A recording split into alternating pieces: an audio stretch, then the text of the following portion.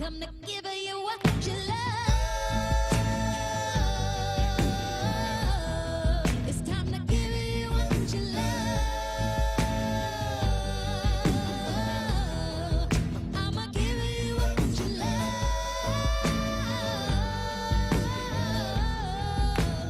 Give you what you love.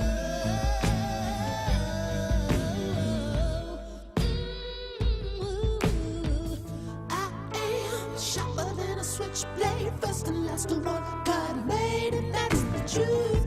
But man, keep on trying to hold me back while another chicken head come home confused. Too strong, try to do me wrong, and the last one standing will order and command you to dance. Oh, dance. Run tell your preacher and your teacher, I'ma give you what you love. I got to give you what you love. It's time to give you what you love.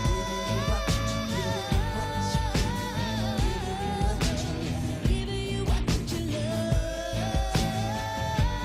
Give you some love. Yeah, baby. I said I take your time, take what you love, baby, just enough, but never too much, baby. Take your time, take what you love, and when that baby cry, you better look at that, baby. Take your time, take what you love, baby, just enough, but never too much, baby. Take your time, and when it give me some love, won't you give me what you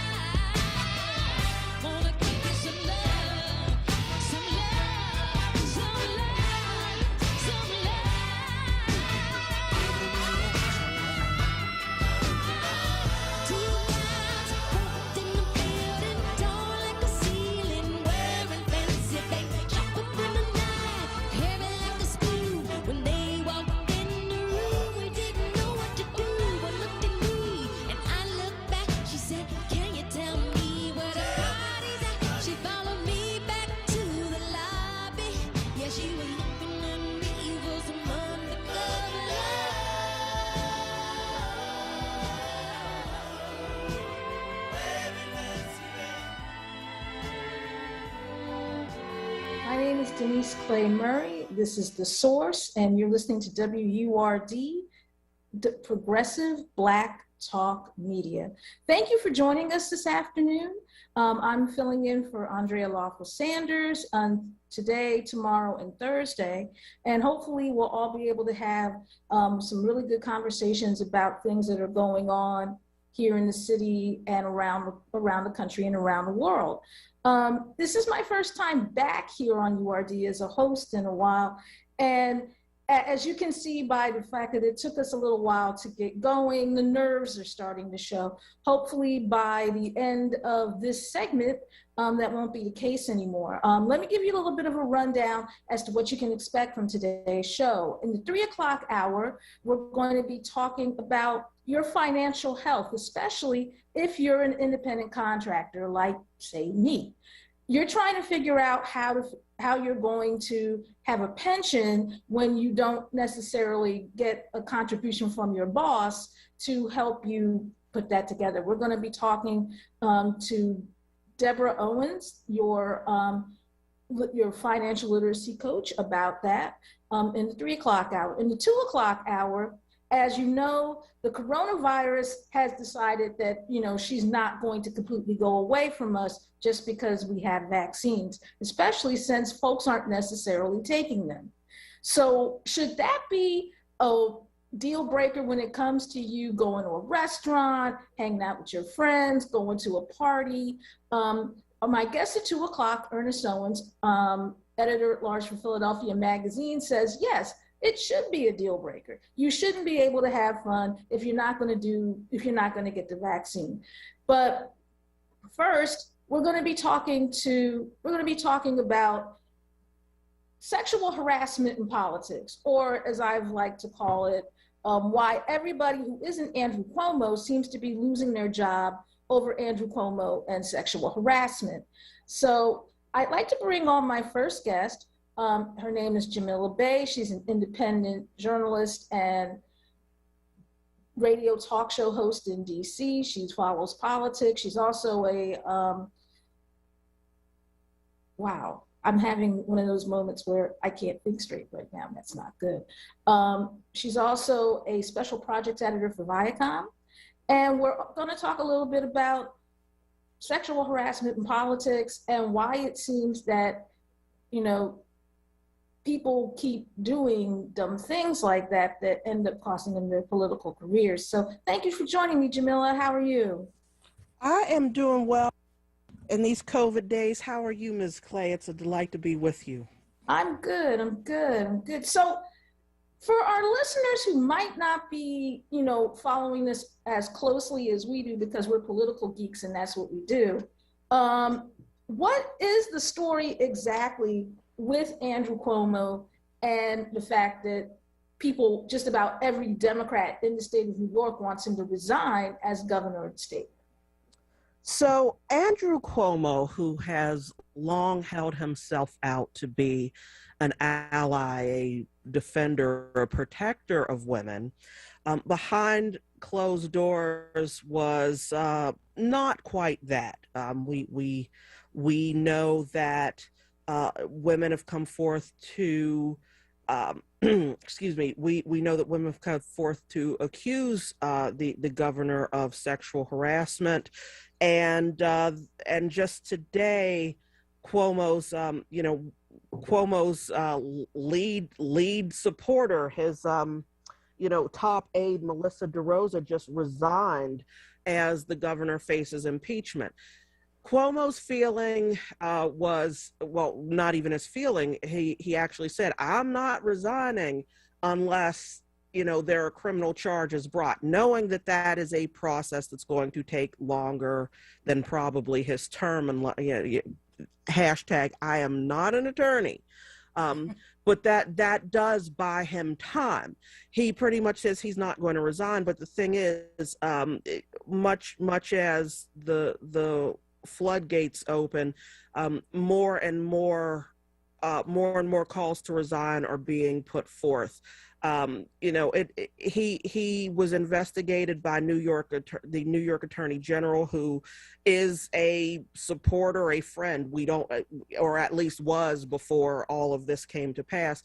And Attorney General James said, okay, well, let's get an independent investigator in here. And when she came out and announced the findings that these women were credible, that there was corroboration of the allegations, that this behavior was a long-standing pattern by Cuomo. He was somebody who was groping women, grabbing, touching, pulling women onto his lap, that kind of thing. Things that we know should not be able to go on with no repercussions. When Attorney General James came out and said, yeah, these are the findings, they have weight, they have legs, then the calls started coming, resign, Cuomo, resign. And he's so far not doing that. It's really sad to see, but what is sadder is that this behavior from a governor is something that went on this long. You're saying that it went on this long. How long has this been going on? Reports are that this was a pattern that went on for years. Now, One can, when we're dealing with the realm of what we know, in fact, we know that this has been at least, at least 5-ish years. We don't know if there are potential victims who have not come forward at this time, whose experiences predate the accusers we're talking about right now. But pretty much from the time this man was governor, this is the behavior that was going on, and it seemed to be amongst the people who worked with him, who worked in his office, who worked near. It seemed to be something that was a bit of an open secret. But no one did anything about it. Indeed. The Me Too movement that was started by Tarana Burke, co-opted by a lot of other people, but started by Tarana Burke, and has come to, at this point in time, mean we are not going to allow ourselves to be sexually harassed, and worse, we're going to speak up in the face of sexual misconduct at the hands of people who are in positions of power. That's gotten quite a lot of traction, as we well know, over the past couple of years. I look to Bill Cosby there in the state of Pennsylvania. I look to a lot of other people who have since rightly lost their jobs after investigations found that they were exploiting their positions of power. Harvey Weinstein is just one example, but there was a reckoning that happened in public radio. CBS had, Les Moonves left, was run out. So the idea that, well, boys will be boys, and if you're a woman and you want to be in the workplace, you just have to deal with this Neanderthal-esque behavior, those days are going. I'm not going to say they're gone yet. We see that they happen recently, but the willingness to endure simply for the right to have a job as a woman, those mores are going the way of the dodo, and rightly so.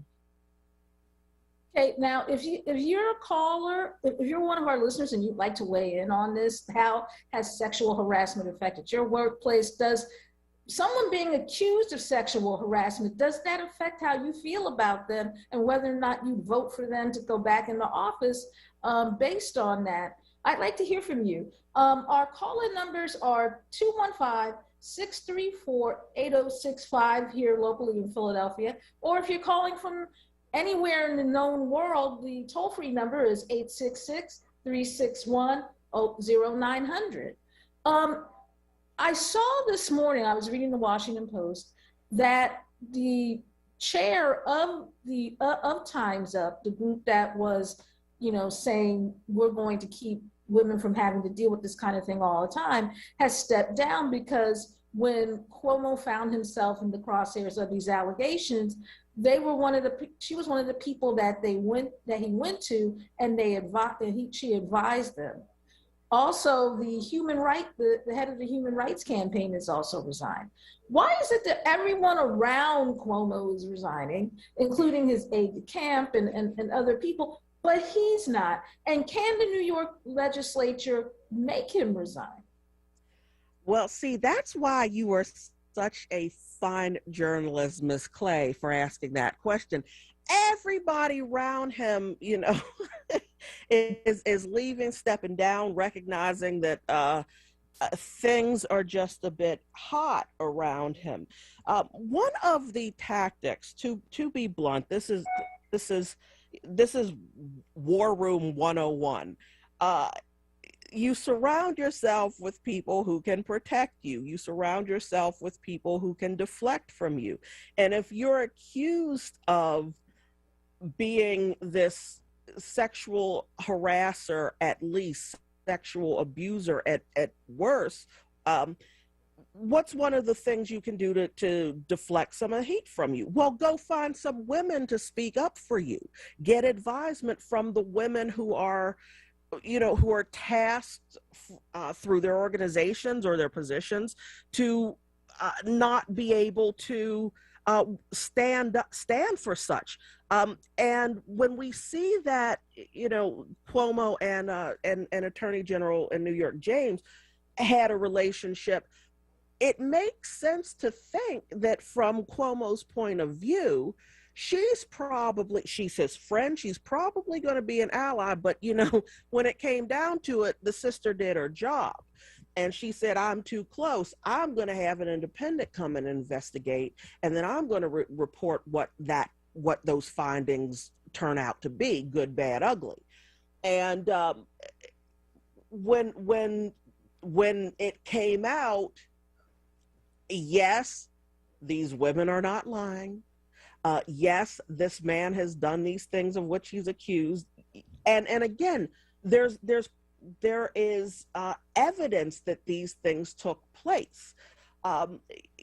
The people he ran to for protection and said, "Hey, time's up, people, help me out here."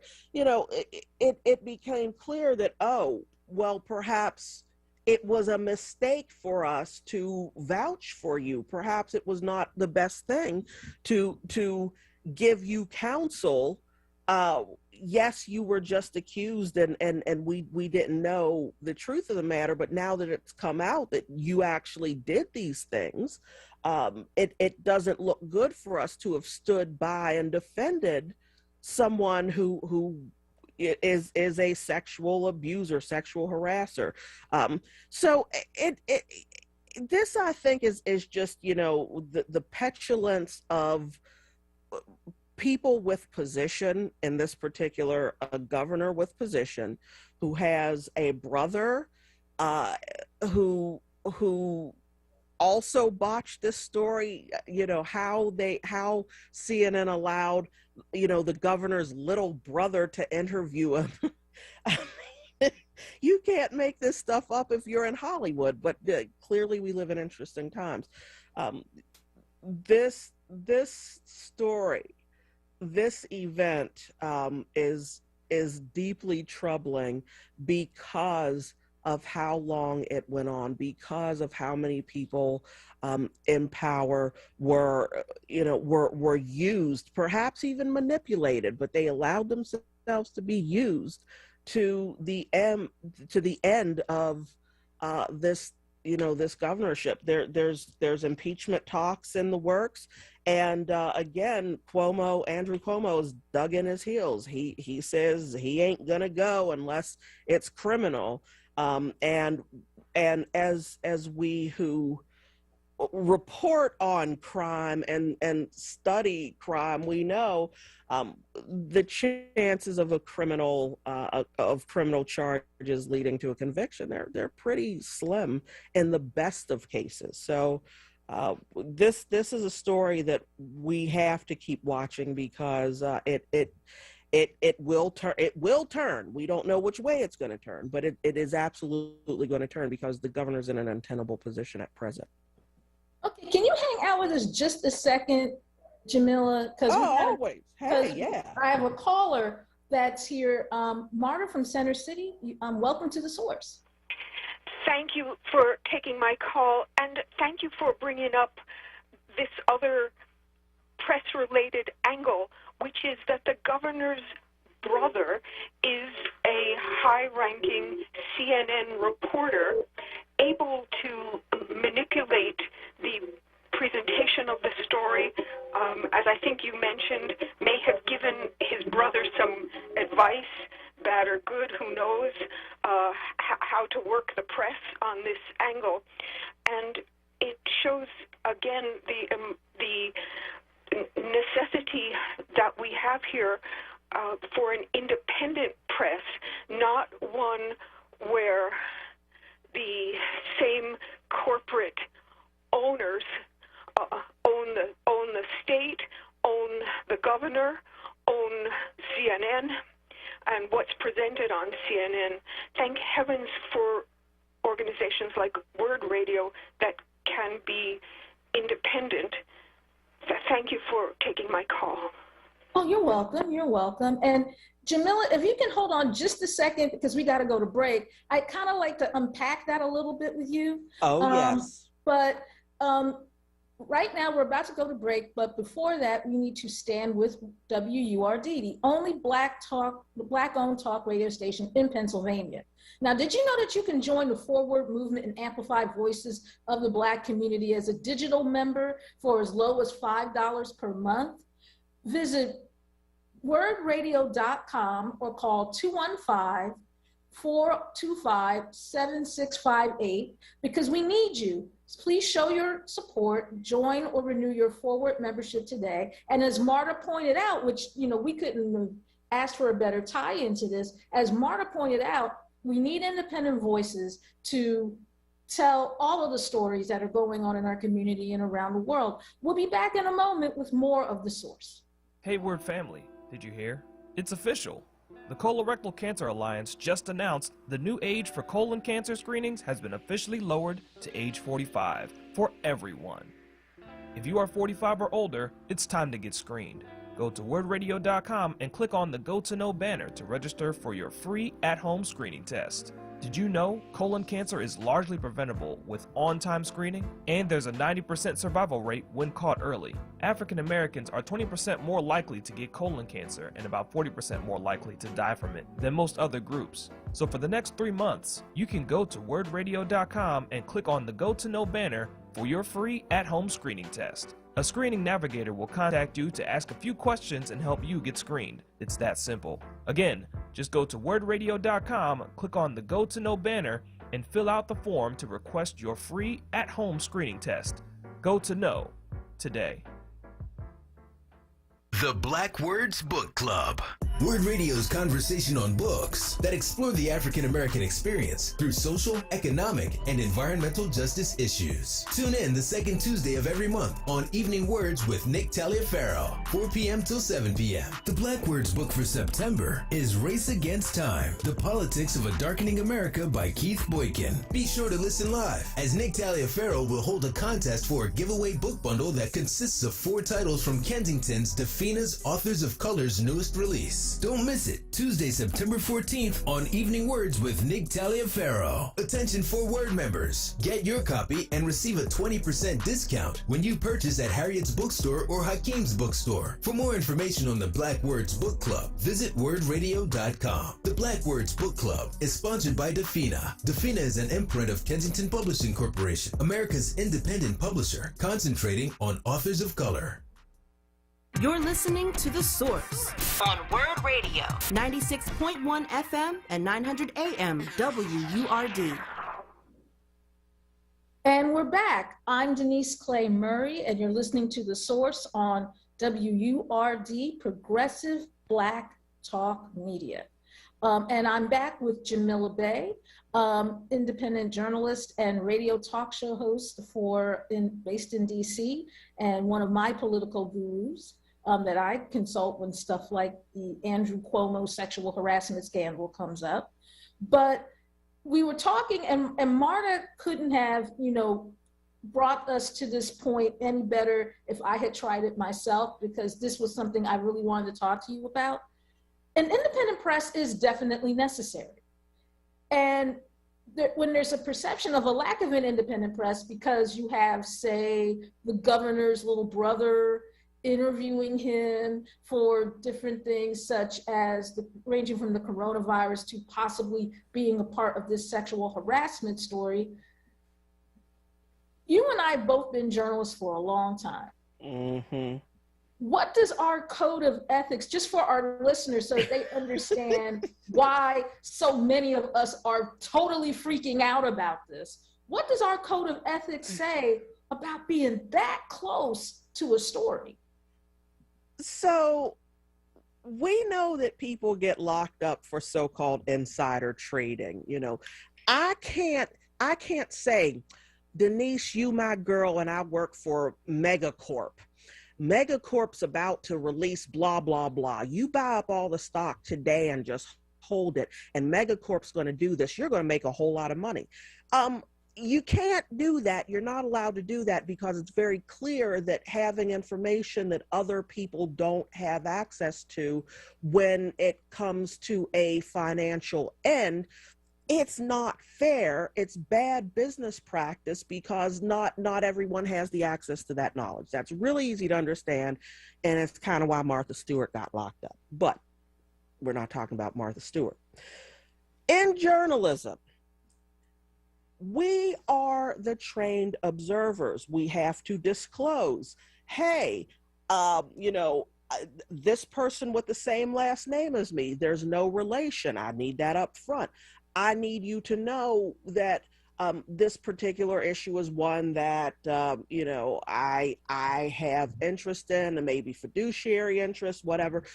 I need my reader or my listener or my viewer to recognize when I'm speaking to you, I'm speaking this as someone who is as close to impartial as humans can get.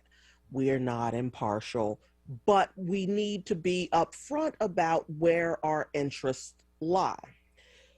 If I'm Andrew Cuomo, and I got a baby brother who has literally millions of viewers on one of, if not the most powerful news networks in the United States, I have an outsized influence on the way the story about me is being told, how people feel about that. And I also have insight into, here is what is coming up. Here is how reporters and thinkers are going to be coming at this story when they apply my situation to history and law and whatnot, as good journalists should do. So I'm Andrew Cuomo.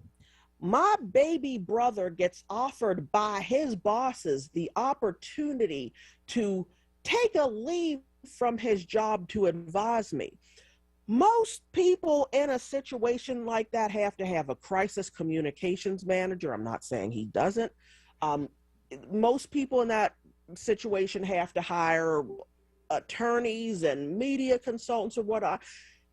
In his brother, who comes from CNN, Chris Cuomo brings to Governor Andrew Cuomo literally an entire organization's worth of knowledge about, here's how we will be talking about this. Here's how you can, in air quotes, get ahead of the story. Here are ways we can craft the narrative so as to make it like you're not such a bad guy. That is unethical as all bleepity bloop. I don't know how to make it more clear than that, other than to actually swear, which I'm not going to do. Well, yeah, and the FCC would then we're not incurring fines, but this is how CNN could not instantly say, Chris Cuomo, you're on leave. You've done nothing wrong. We recognize you'll be paid, but you're on leave. We don't want the appearance that having you here will give to people. We don't want your presence on the network to be unduly influencing the situation in New York, because if you're still on, it looks like everything's fine. We know that this is your brother. We know that you probably love this person more than anybody who you haven't married or had your wife give birth to. We know you're sharing information, and we can't run the risk that you're tipping him off about any of the journalistic endeavors we have. You need to you can't be at CNN. You need to go. We'll figure out what we do in the meantime. That didn't happen. They offered him the option to take a leave of absence to advise his brother, because they knew that was going to happen. And Chris Cuomo said, absolutely not. I'm going to stay here and, likely feed my brother the information I can find. it makes no sense. It casts CNN in a poor light. It's not even about calling Chris Cuomo the air quotes around journalist, but the CNN news personality. Um, you know, Chris Cuomo makes $6 million a year in prime time. Um, he said he wouldn't comment on the scandal, but that's not in my opinion, and I'm sure the opinion of the professors that taught me and the early, and the early training I got. That's not enough. The problem is not that Chris Cuomo is going to go on CNN and break exclusive news about his brother. The problem is that the patina of wrongdoing is so strong, is so thick, that we know that information is going back and forth. We don't know what that information is. It implies a lot. There's only speculation going on. And CNN needs to divorce itself, or rather needed to divorce itself of that possibility. It, of course, did not. And Chris Cuomo is still on CNN as of right now. And it's just, it's madness. And again, I'm going to be blunt and I'm going to come out and say, if this was a Black person, if this was, if for some reason Jesse Jackson Jr. was a news host and Jesse Jackson Sr. had something going on that was a whiff of scandal, we would not be hearing Jesse Jackson Jr. on all the time. If this was a woman accused of something, and her sibling was on, or her parent or child was on, we wouldn't have any of that. Any of that. Oh well, there's nothing. They look just alike. You can't look at Chris without thinking of Andrew, and vice versa. If you watch CNN and you know who the governor of New York is, it's not to say, oh well, we can't have legacy people.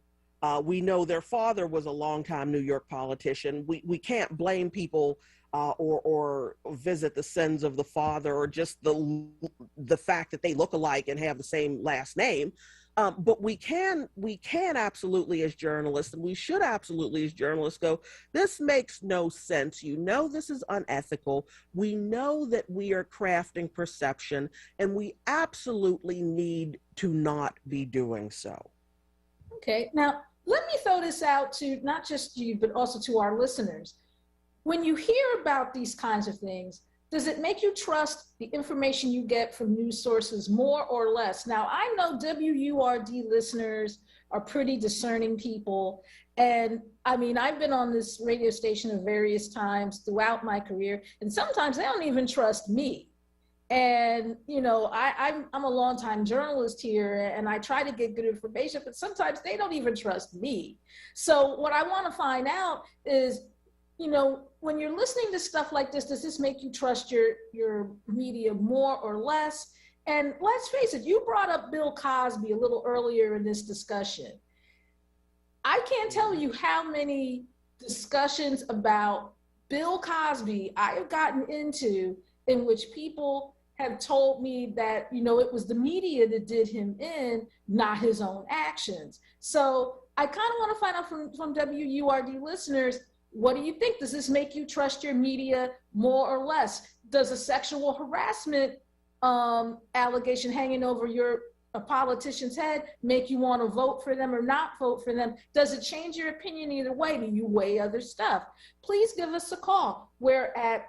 The toll-free number is 866-361-0900 if you're calling from anywhere in the known world. If you're calling from Philadelphia, it's 215-634-8065. Also, if you're watching us on Facebook Live right now on the WURD Facebook page, you can also put your comment in the comments and we'll possibly read it on the air. So if you want to be a part of this discussion, we definitely invite you. So, you brought up the point, Jamila, that if this were a person of color, it would probably be getting handled differently.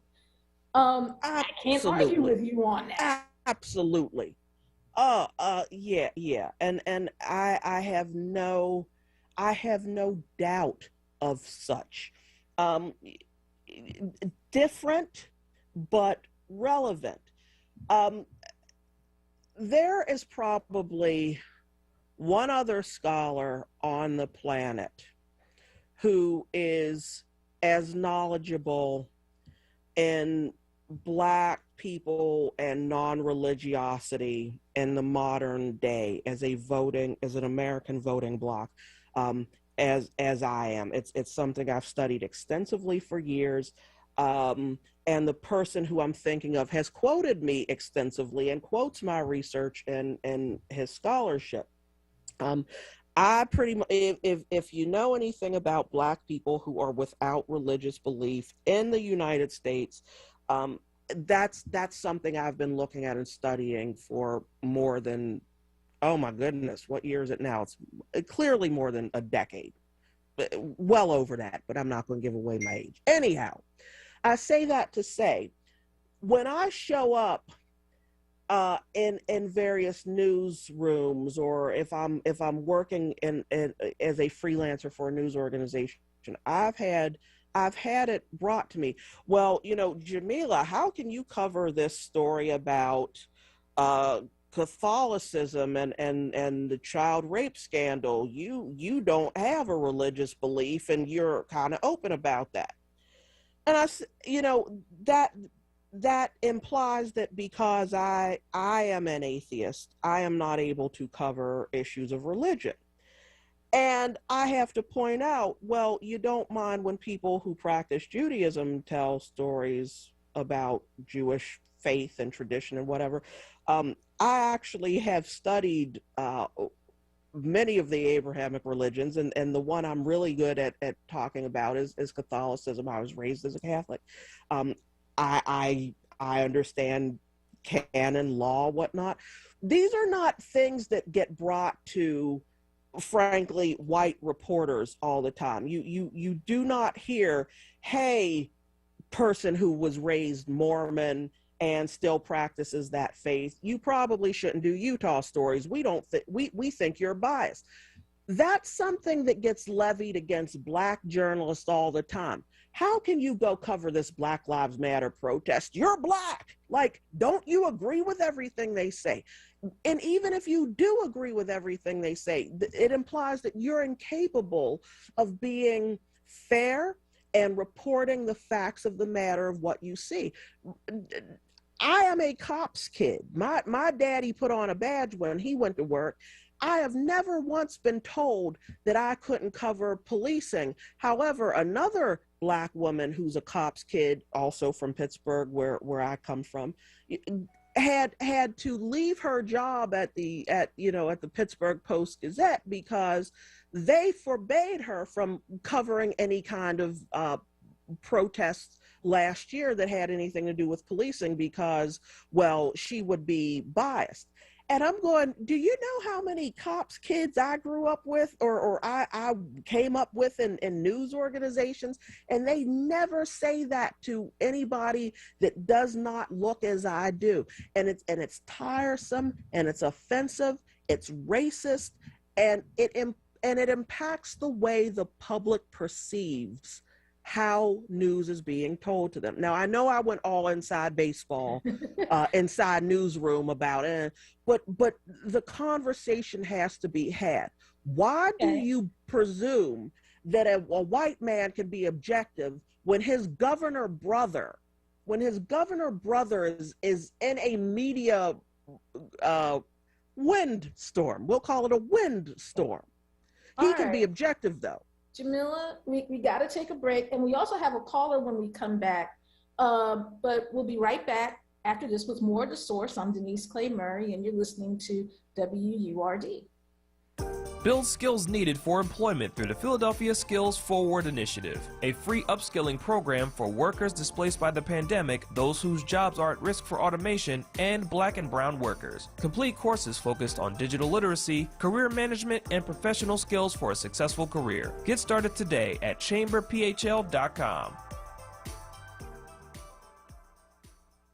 I was in the middle of the Atlantic Ocean when it happened. There was a sudden jolt and our submarine crashed on the seafloor. We were in total darkness.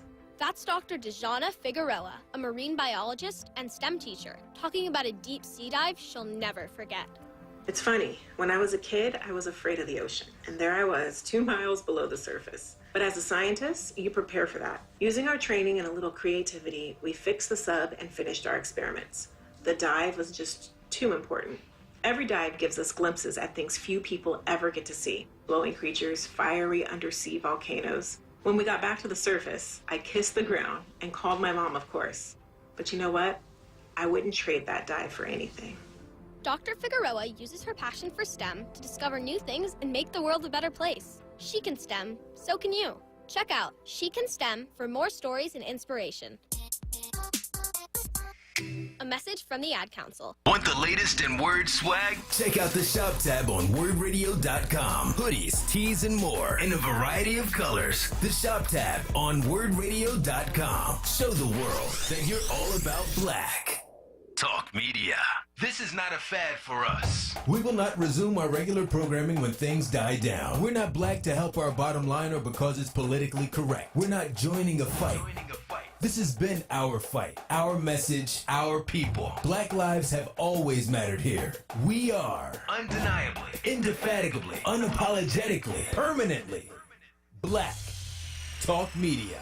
WURD. You're listening to The Source on WURD Radio, 96.1 FM and 900 AM WURD. And we're back. I'm Denise Clay Murray, and you're listening to The Source on WURD, Progressive Black Talk Media. And I'm here with Jamila Bay, an independent journalist and radio talk show host based in DC. But first, I'd like to get with Linda from West Philly. She's on line 1. Hi, Linda, and welcome to The Source. Hi, how are you? I'm good. I enjoy your program. First time calling. I like your topic. Well, thank you. You've been saying some things that have come to my mind. As an avid news watcher, all of the cable stations, it occurred to me that without naming people's names, on Fox, you had some cases against the persons reporting the news, commenting, all the way up to people owning the company, and they managed to keep their jobs quite a long time, Caucasian people. Same thing on MSN. There was a person I enjoyed watching, kept his job, eventually left, but kept it quite a long time with charges coming up. And then even here locally, we had a very good person on Channel 10 who I enjoyed watching, but I believe because she was black and female, her time was very short. Didn't even get a chance to really stay so long. It was goodbye. And meanwhile, on another local station here, I think it was Channel 3, there was a gentleman who was actually involved in the case on a long time before eventually he left. So there is a lot of bias in who gets yanked, and the charges, quote unquote, are the same. So I totally agree with you saying. Thank you. Thank you. And I think I know most of the people that she was referring to, particularly here locally. But you know, she kind of made your point, Jamila. It's different. It's different strokes for different folks, I guess. Absolutely.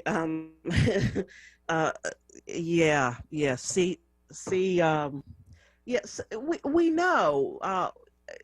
We don't need the sociological explanations to explain that Black folks are first fired, last hired, more harshly punished in school and the workplace. There are innumerable books and studies and papers, and in every instance, I can't say every instance, but in many instances, it's water is wet news. We know this. We know that the same infraction that someone else might get a stern lecture about is liable to get a Black person fired for. And this is absolutely no exception. So does that affect how people view the news, how people view how it's reported, how people view whether or not we're trustworthy? And what does that mean for journalists of color who are still trying to negotiate those kinds of things while covering stories like, say, the sexual harassment scandal against Andrew Cuomo, or in the case of one of the instances that Linda was, alluding to, the trial of Shaka Fattah, former congressman whose wife, Renee Chenault Fattah, was an anchor on NBC 10 until he was, put on trial and they took her off the air.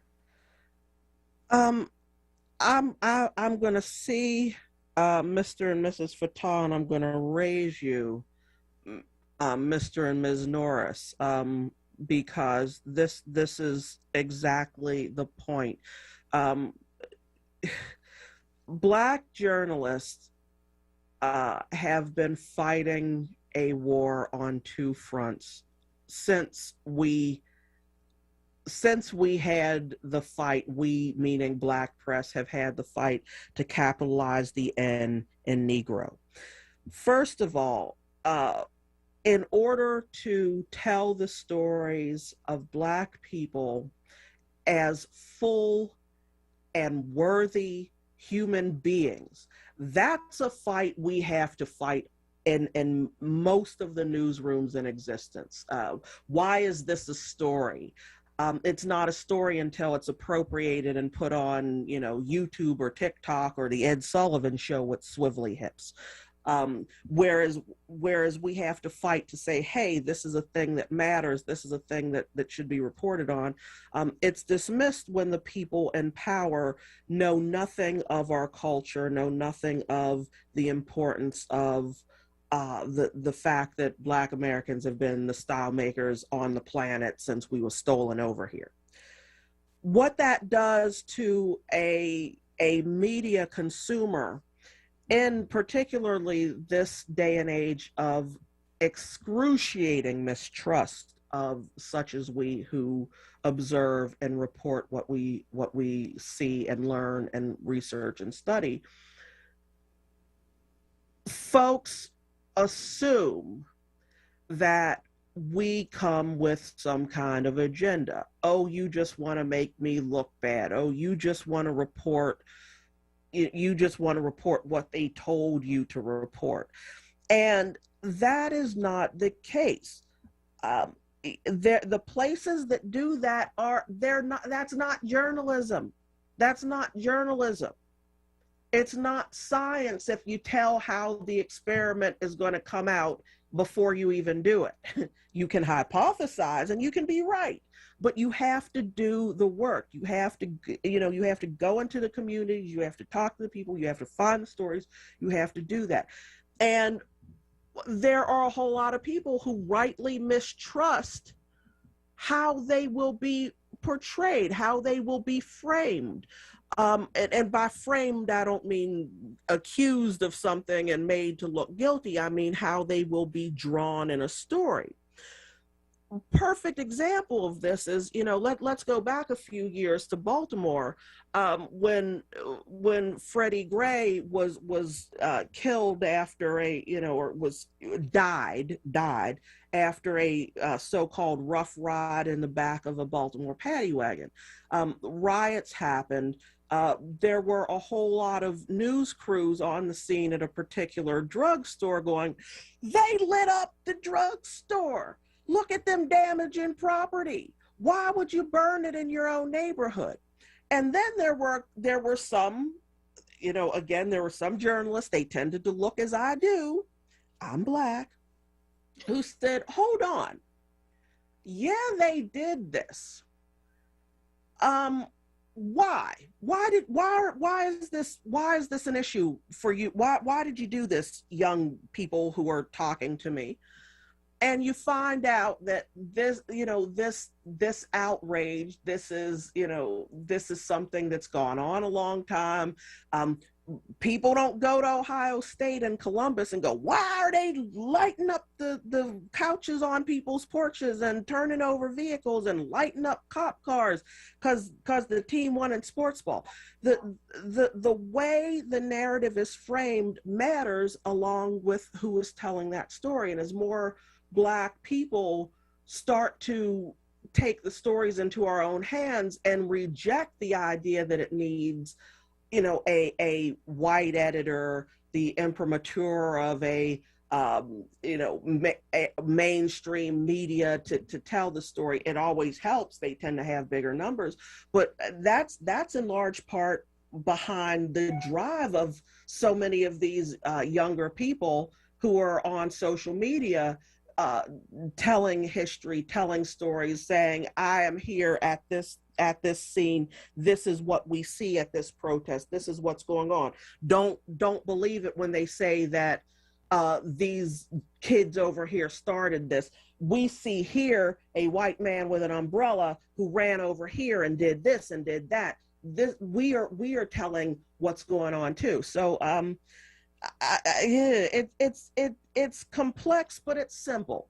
When people get to tell what they see, what they hear, and you corroborate, I was here, I'm a witness to this.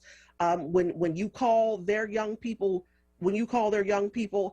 angry, disaffected young people who have been disenfranchised, as opposed to criminal element, as opposed to young thugs, they're going to perceive you by how you choose the words around them. And that's why it's so important, I believe, that we cannot relinquish the power, and we cannot relinquish the ability of those who look as we do to be telling our stories, because we hear when we do the work. So I will go on and on and on about that. But Andrew Cuomo should not at any point be able to get advice from his brother, Chris Cuomo, while Chris Cuomo is still on the air at CNN, because it wouldn't happen if they looked any way but how they do. Okay. Now, where can people find you and what you write and what you're up to? How can people find you? I'm on social media, Jamila Bey, B-E-Y. I'm fairly easy to find. I'm a little bit quiet on social media at present. I'm doing a master's program, and my big project is due this Friday. So for the past month, I've been working day and night. I am on WPFW FM, so WPFWFM.org, Thursdays 2 to 3. You can stream my show, The Sex, Politics, and Religion Hour. We talk about all the things. And I show up here when you ask me, so I'm around. And I appreciate it. Thank you so much. That's Jamila Bey. She's an independent journalist and radio talk show host based in Washington, D.C. And we're going to take another break, and we'll be back with more of The Source. I'm Denise Clay Murray, and you're listening to WURD, Progressive Black Talk Media. The Mattress Man is a second-generation family-owned mattress specialist business since 1988. Open 7 days a week, located at 7421 Stanton Avenue. The Mattress Man discounts Serta, memory foam, orthopedic, and Comfort Tech mattresses every day. You deal directly with the owner, Julian, to ensure you get the best price and best service. The Mattress Man offers same-day delivery on most models to most areas. Ask about the WURD discount. Call 215-424-5550.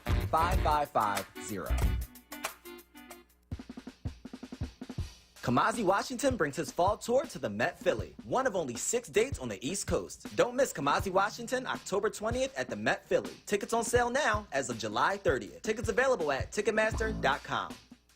Stand with WURD Radio, the only black-owned talk radio station in Pennsylvania. Did you know you can join the Forward movement and amplify voices of the black community as a digital member for as low as $5 per month? Visit membership at wordradio.com or call 215-425-7875. We need you. Show your support. Start or renew your Forward membership today. Save the date. Thursday, August 26th for WURD Radio's annual Founders Day celebration, honoring the life of our founder, Walter P. Lomax Jr., MD. This year, we'll be both in person and virtual. Stay tuned to WURD Radio and wordradio.com for more information. That's Thursday, August 26th for our annual Founders Day celebration. Exclusively on WURD Radio, 96.1 FM and 900 AM WURD. Streaming live on wordradio.com, the WURD Radio app, or watch live on WURD TV via Facebook and YouTube. Founders Day is brought to you by Pico, Keystone First, Bank of America, Ready Set Philly, Comcast, Brown's Family ShopRite, and Temple University. Lifting every voice till earth and heaven ring. This is WURD Radio, 96.1 FM and 900 AM WURD Philadelphia. Talk Media. You're listening to The Source on WURD Radio, 96.1 FM and 900 AM WURD. And we're back. My name is Denise Clay Murray. You're listening to The Source, and you're on WURD, Progressive Black Talk Media.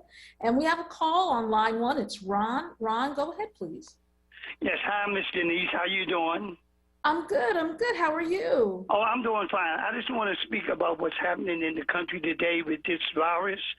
A lot of people my age, and I'm way over 75, and I don't know how they're going to correct this. And I know we have people that, on the station and many other doctors and stuff, encouraging people to, to get the shots and things.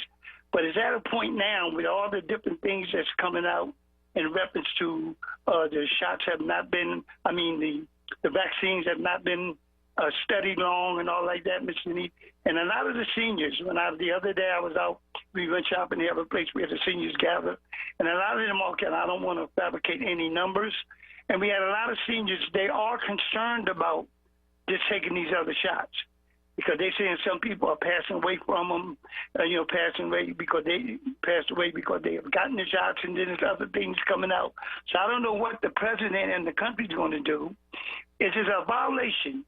It is a violation of your constitutional right to make somebody take the shots or put things in place. I know they say they're doing it for the greater good.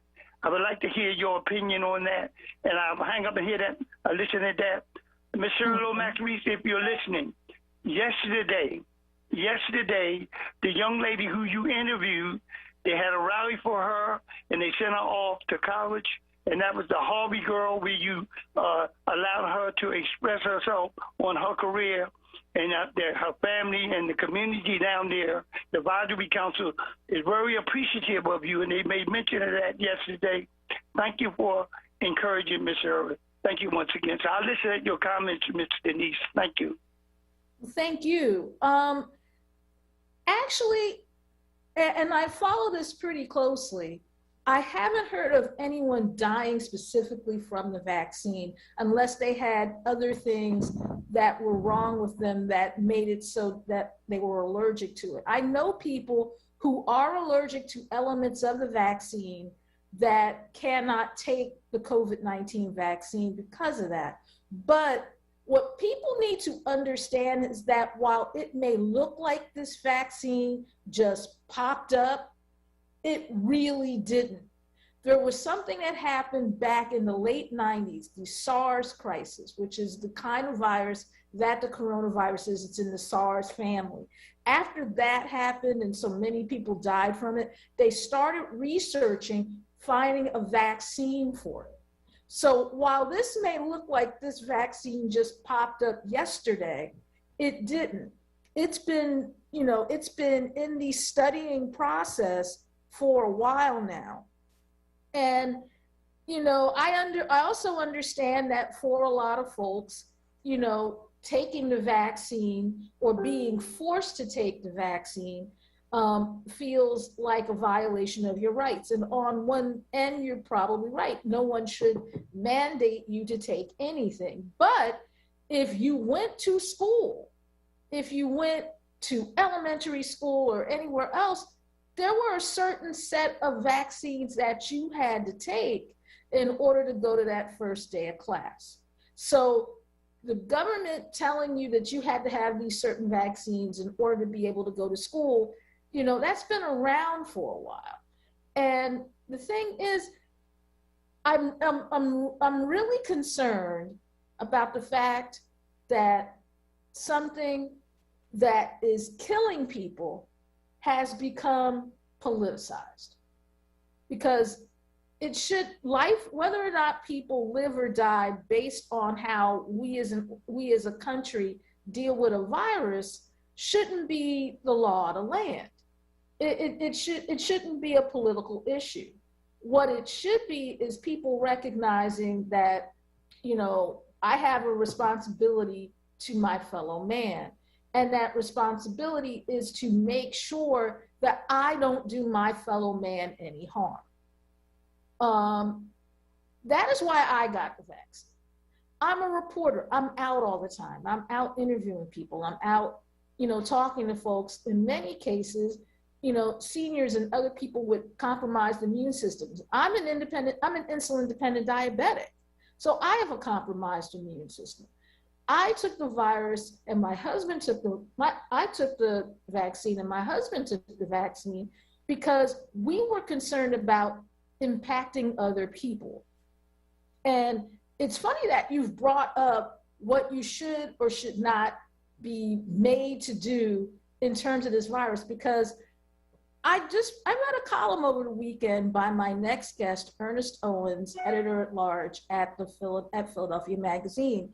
And the argument he makes in this column is everybody got the vaccine because they wanted to go out and do stuff this summer. They wanted to hang out with friends. They wanted to go to parties. They wanted to throw parties.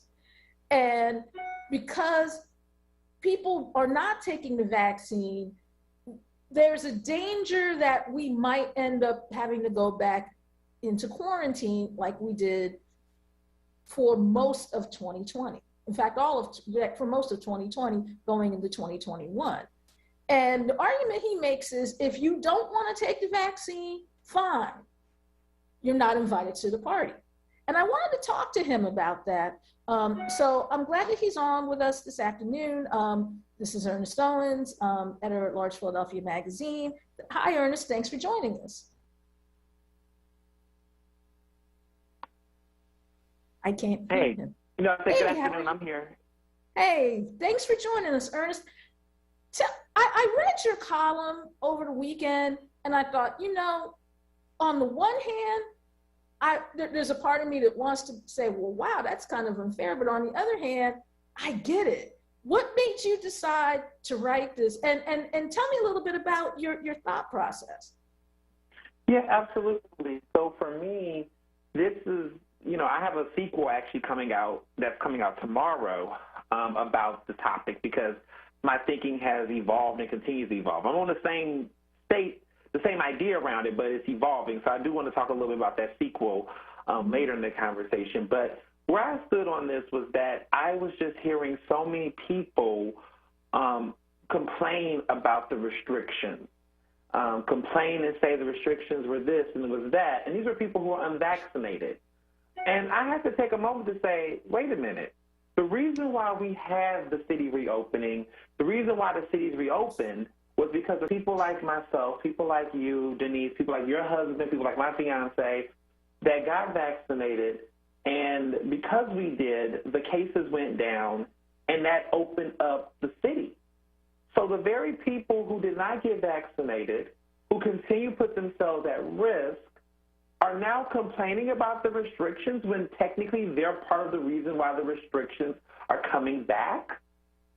So where I stand on it is that someone has to put their foot down. And in my opinion, I think that those who are vaccinated should be the ones to put their foot down because it seems like the honor code that we had around the mandate prior were not being honored. So there was a honesty code, I suppose we had, right? An honor code, where the procedure is that if you was fully vaccinated, you didn't necessarily have to wear a mask indoors. There were people who were unvaccinated that did not keep masks on. And so it's a shame because they didn't follow the protocol. So no one said that you couldn't go anywhere, couldn't do something, but they said, you know what, you need to wear a mask because there is still risk involved. And they did not. And so they contracted COVID, from people like us that were fully vaccinated that could still get it. Variants have now been growing because of this resistance, and we're seeing more of that. And now we're having restrictions. But these people who want to complain are the people who are not doing anything to really stop the spread. And so I wrote this piece as a way to just simply say, listen, you can't be a part of the problem and complain about there being no solution when the solution is to save your life. Now, the politics in all of this is directly connected to how people view whether or not they should be mandated to get a vaccine. I think this is the only time in my life where the simple act of getting a vaccine has become this political football. Yes.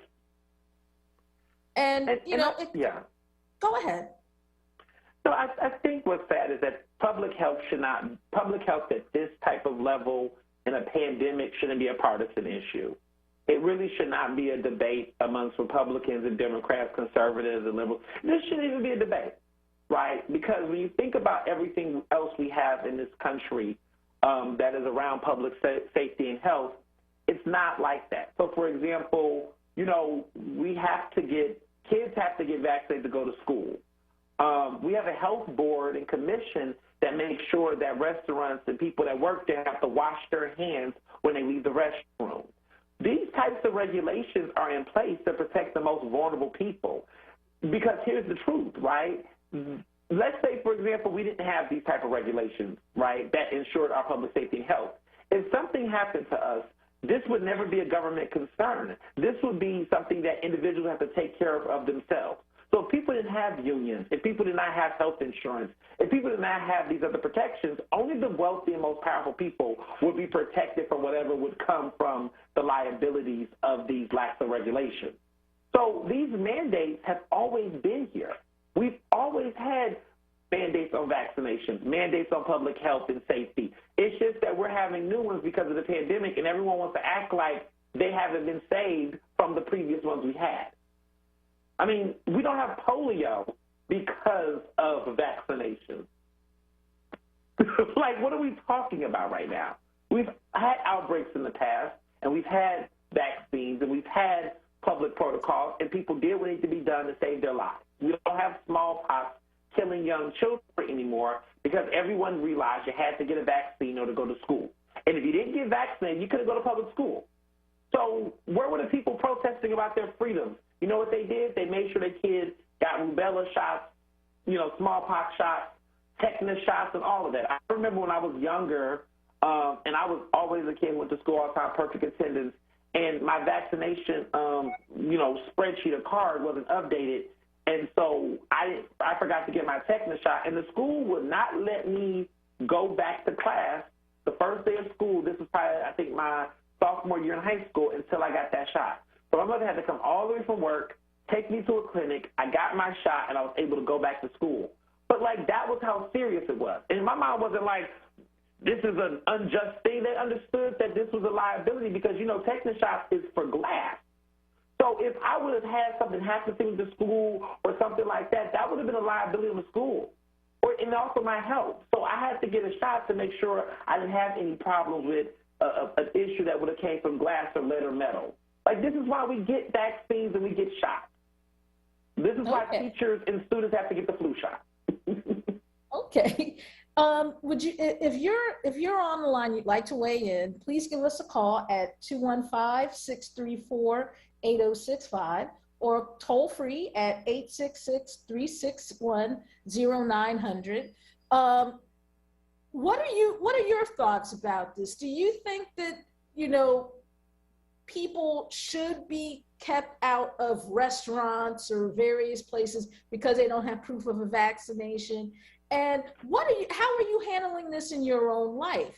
So, give us a call. Let us know what you think. And I bring this up, Ernest, because I've been, reading how some folks have handled this. Like, actress Jennifer Aniston said she had to kick some of her friends to the curb over this whole vaccination versus unvaccination issue. But she's not alone. When you go on Twitter, you have people who are saying, I don't deal with folks because they refuse to get the vaccine, or I'm having a party. If you're not vaccinated, I'm not inviting you, those kinds of things. It seems like, folks are really taking the position on this. Yeah, I have to take a position on it. I'm getting married in October, and, we took the position that we want everyone at our wedding party to be fully vaxxed in order to attend. The group has to be, because it's too many people, and we do have some senior citizens coming to the wedding that are a part of our family that we want to make sure they're okay, right? They're fully vaxxed, but we don't want to pre-expose them to anything that can make situations worse. And so we also don't want the liability either, right? And that's a part of my second part, two of my piece, is that I'm talking about, let's be clear here, Denise, and I don't think people have thought about it this way, and I think this is the way I've been changing my language on this, is that these restrictions are really to prove that people who we want to protect the unvaccinated. Because the truth of the matter is, it's not really, these regulations and restrictions aren't really about me or you as fully vaxxed people. It's really about the unvaccinated people. Those are the people that I'm concerned about the most, because these variants are getting more contagious, they're getting stronger, and the consequences in the higher altitude of them getting it is, I think it's 8 times higher for me to get, it's 8 times higher, 25% higher times higher for them compared to us. It's a lot of difference, and I just feel like people need to understand that unvaccinated people benefit from these restrictions because of the fact that what can happen to them if they get in contact with someone who has COVID. And let's be clear, the vaccination is not a cure for COVID, it's a treatment. And the vaccination protects people from the worst, harsher symptoms and death and hospitalization of COVID. It doesn't cure us from COVID altogether, which means that if we're in a room, you and I, Denise, are in a room with someone that's unvaccinated, we could have COVID, we could have the Delta variant. We will most likely not die from it. But if that unvaccinated person contracts it from us, their likelihood of being hospitalized and dying is extremely higher than us. So we are more of a risk to them than the other way around. So at my wedding, I'm telling these people, if you are unvaccinated, don't come to my wedding, because most of the people here are fully vaxxed. And I don't know if they may or may not have COVID that day, but all I know is everybody in there's likelihood to die is extremely low, but yours is extremely high. So that's why I'm telling you, don't come here, because I want you to stay alive. Okay. We have some calls. First, let's start with Glenn from South Philly. He's on line 1. Welcome to The Source, Glenn. Hey, how you doing? Good. Listen, I just want to say a few things. If I could be uninterrupted for about 2 minutes, I just want to mention a few things. Number one, a majority of what they're testing is using the PCR test.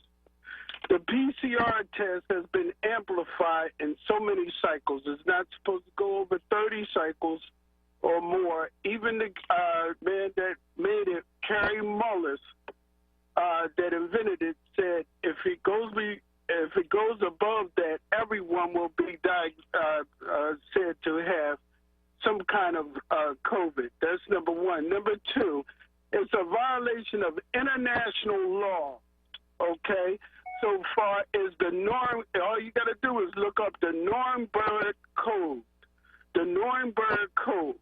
And it goes against any body coerced into taking a shot. Number three, if the person on the phone that is talking, I'm sure they've been to a restaurant and they took their mask off. So the COVID doesn't take a break, but they're sitting down eating and the COVID doesn't have that much respect to not attack them while they sit down eating with their masks off. Number 4, we're dealing with a bunch of people who come across the border, right? And they don't have any restrictions. They're not told to take to get a shot or anything, while we're forced to get a shot, mandated to get a shot. Okay? First of all, sir, I'm sorry, but I got to interrupt you on that, because no one is being forced to take the shot. People are not being rounded up and taken to a clinic and forced to get the shot. All that's going on is that people are saying you don't have to take the shot, but because you decided not to take the shot, that means that I don't have to let you into my business, or I don't have to let you into my party, or I don't have to let you into my restaurant unless you are willing to wear a mask, or unless you can provide me with proof that you have taken the shot. That no one is being forced to take the shot. There is nothing Nuremberg-esque going on here. There's just people making the decision to not have people come into their office or come into their restaurant or come into whatever venue we're talking about without being vaccinated. No one is forcing anyone to take the vaccine. What is the mandate? What is the mandate? If you can, when you say mandate, sir, you're saying that you mean like employers and different things. Again, this is a business making a business decision. Yes. Even listen, my advice is to people to go to freedomtaker.com. Freedomtaker.com. It is a website where they can download different things for their job and for the schools, so that we hold the people who are forcing us to get the vaccination for our jobs accountable. If anything happens to us, we can sue them. So they have to sign off on it. There's paperwork on that on freedomtakers.com. But sir, no one is forcing you to get the vaccine. If your employer says that as a condition of employment, you have to have the vaccine, they're not forcing you to take the vaccine. They're saying, here are your choices. You can either take the vaccine and continue to work here, or you cannot take the vaccine and find another job. There is no force there. There is still freedom of choice. So if we don't attack it now, they will say, oh, in order to and this is where it gets to the conspiracy theory. At this point, it becomes a prediction. It becomes a conspiracy theory at this point.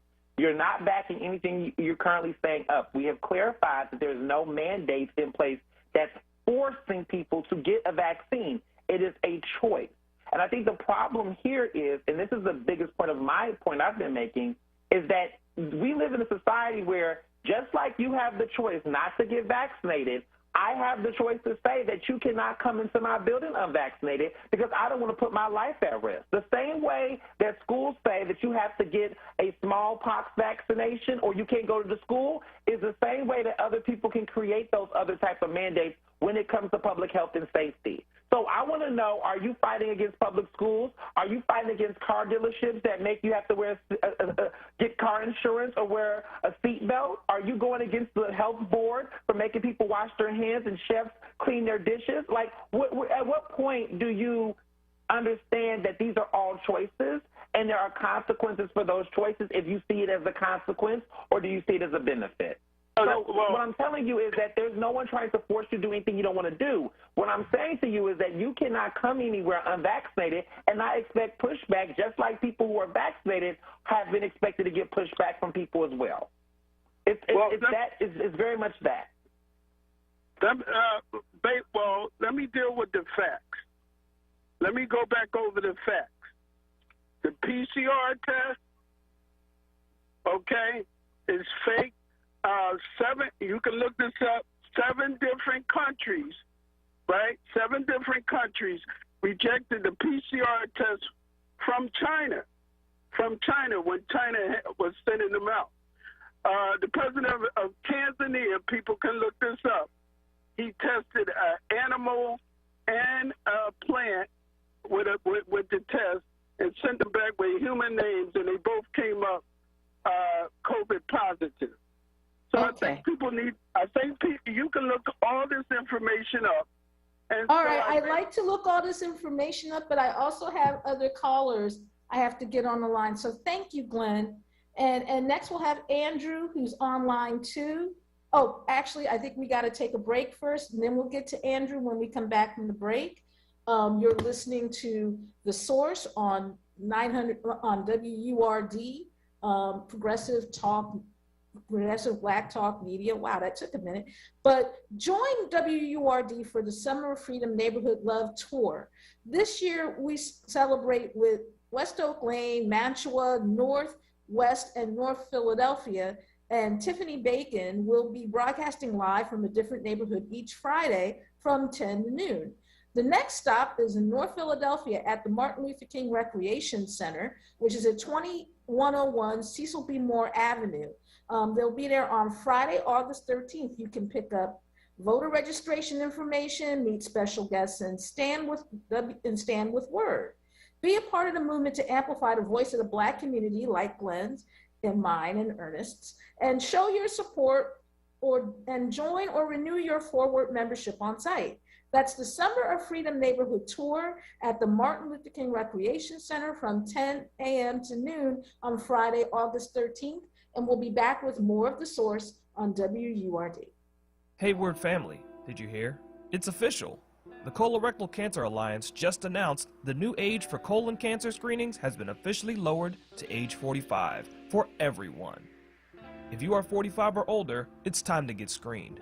Go to wordradio.com and click on the Go to Know banner to register for your free at-home screening test. Did you know colon cancer is largely preventable with on-time screening? And there's a 90% survival rate when caught early. African Americans are 20% more likely to get colon cancer and about 40% more likely to die from it than most other groups. So for the next 3 months, you can go to wordradio.com and click on the Go to Know banner for your free at-home screening test. A screening navigator will contact you to ask a few questions and help you get screened. It's that simple. Again, just go to wordradio.com, click on the Go to Know banner, and fill out the form to request your free at-home screening test. Go to Know today. James Schuler Boxing Gym is now offering youth and teen boxing classes beginning Saturday, July 31st. Gain confidence, body strength, camaraderie, and boxing skills. Physical fitness is great for mental and physical health. Go to jamesschulerboxing.com for more info and registration, or call 215-399-7483. That number again is 215-399-7483. You're listening to The Source on WURD Radio, 96.1 FM and 900 AM WURD. We're back with The Source. My name is Denise Clay Murray, and you're listening to WURD, Progressive Black Talk Media. And I'm here with Ernest Owens, editor-at-large at the Philadelphia Magazine. And we're talking about whether or not you should allow people to come and visit you if they aren't vaccinated for the coronavirus. Whether or not, you know, is that a decision that you want to make?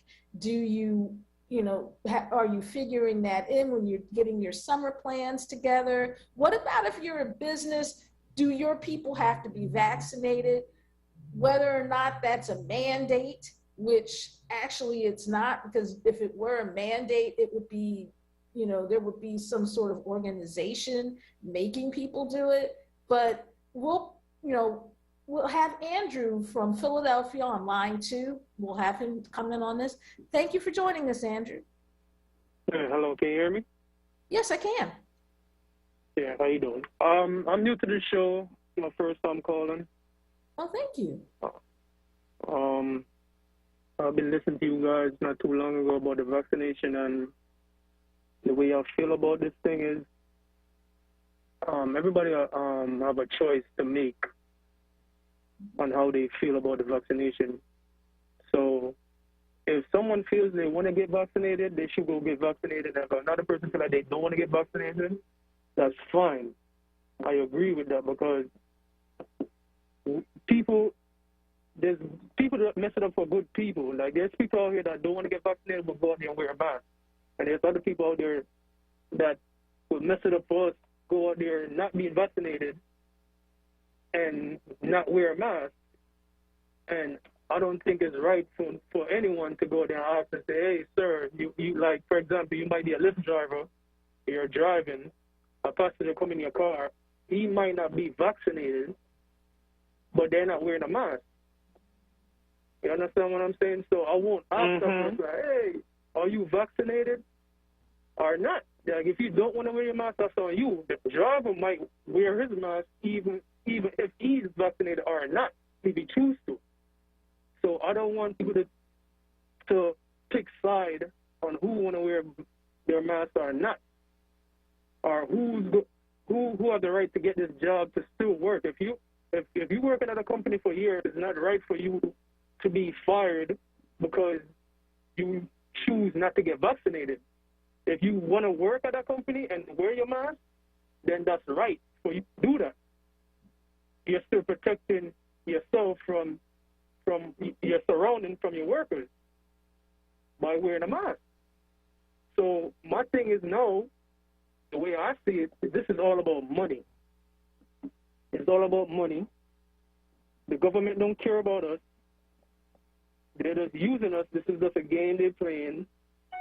And we have to wake up and realize what's going on. Okay. And stick with each other and fight for each other. Well, thank you for calling, Andrew. I really appreciate it. Next, we have Viola from Delaware on line 3. Thank you for joining us, Viola. Welcome to The Source. How are you? Good, I'm good. But I have, a situation in the sense of thinking. I was supposed to get a colonoscopy, and I couldn't get it because I was tested Friday before, over the weekend, over a month ago, and my test came back inconclusive, so they considered it being positive. I live in Delaware. I came home that Monday and went 2 days later and got retested, and it came back negative. Now, I look at life in the sense that I'm 73, and anybody that was born with me, before me, and a few after me had to be vaccinated in order to go to school, like the man said. But when I got married, I also had to have a test that I don't know what it was for, but I'm like the guy. It's all about money, too.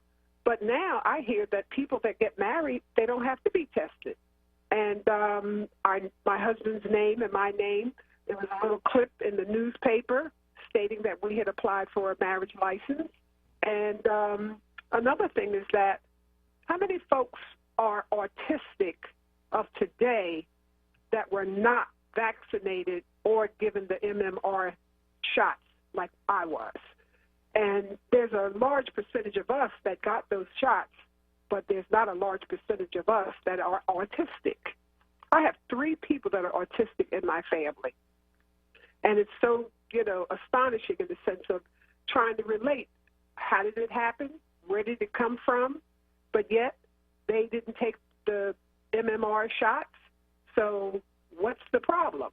And another thing is that people worry about the vaccine, but they go to restaurants and eat anything they want, and they don't really realize that sodium solution is on the lettuce. That's why it don't turn brown.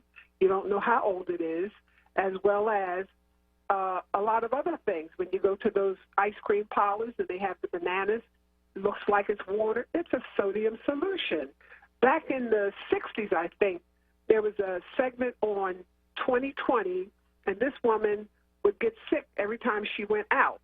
And come to find out, her boyfriend said, well, we'll eat dinner at home. He made homemade beer or wine or whatever it was. She got sick and went into a coma because they found out that it was sodium solution that was an additive in the ingredients of what he made the wine or the beer from, and she found out sodium solution, she was allergic to it. So we're worried about the vaccine and what it's going to do to us, but we're not worried about whether we're going to die if we don't get it. But yet they go out and they eat everything they want. They eat it from the Asian markets. They eat it from the black markets. They eat it from the supermarket. And they don't know how old, like those buffets that when they have the food and the fruit sitting out. You don't know what's in it. Me, myself, I'm a 38-year cancer survivor. What did I do? I went to the hospital, the doctor, the next day after I found a lump. Within 2 weeks, I had a mastectomy. And guess what? I was not a candidate for radiation or chemotherapy. And I was in my 30s. So here I am, a good example of women that feel as though that they can't have their breasts taken off. Well, guess what? I had mine taken off, and I'm satisfied. And I had a husband for 44 years.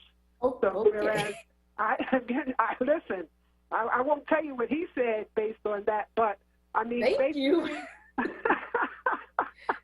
But, and thank you for calling. But I have to get another couple of people in. But thank you, Viola. I really appreciate it. You're welcome.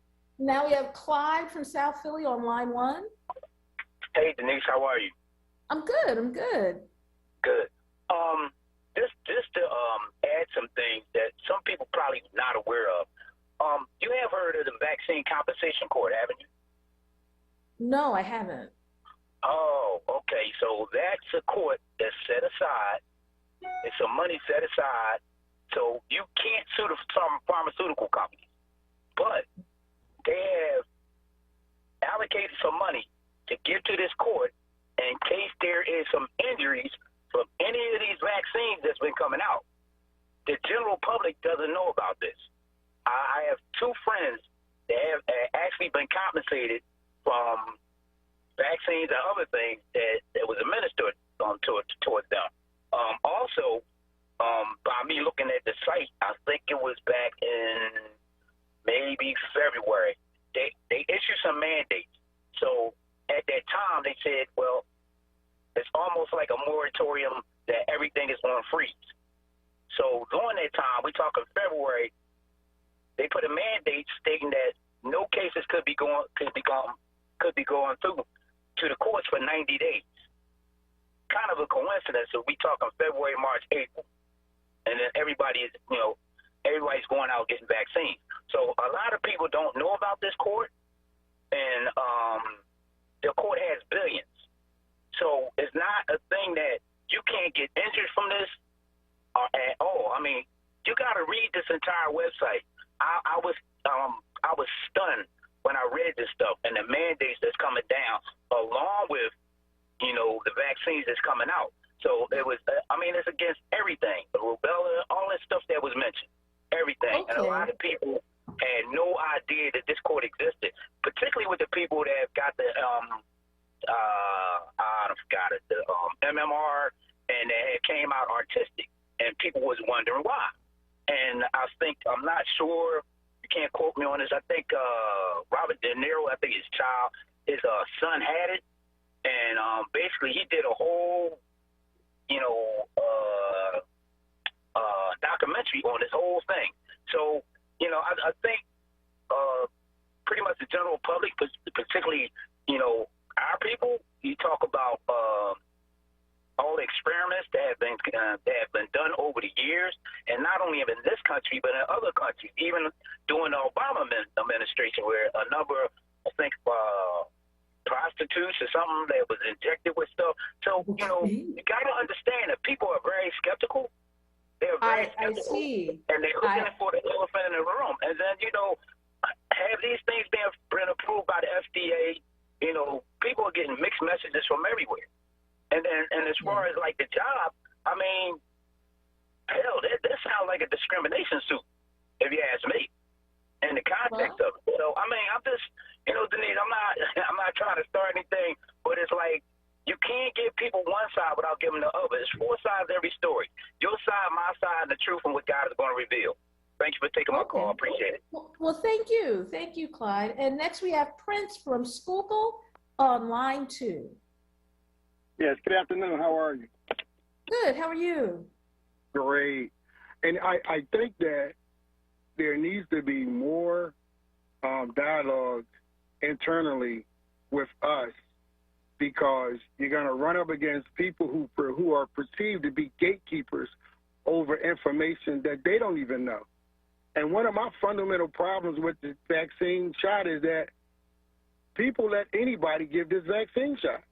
So are you certified medical? Are you a CNA? Are you a RN? Are you a CNA?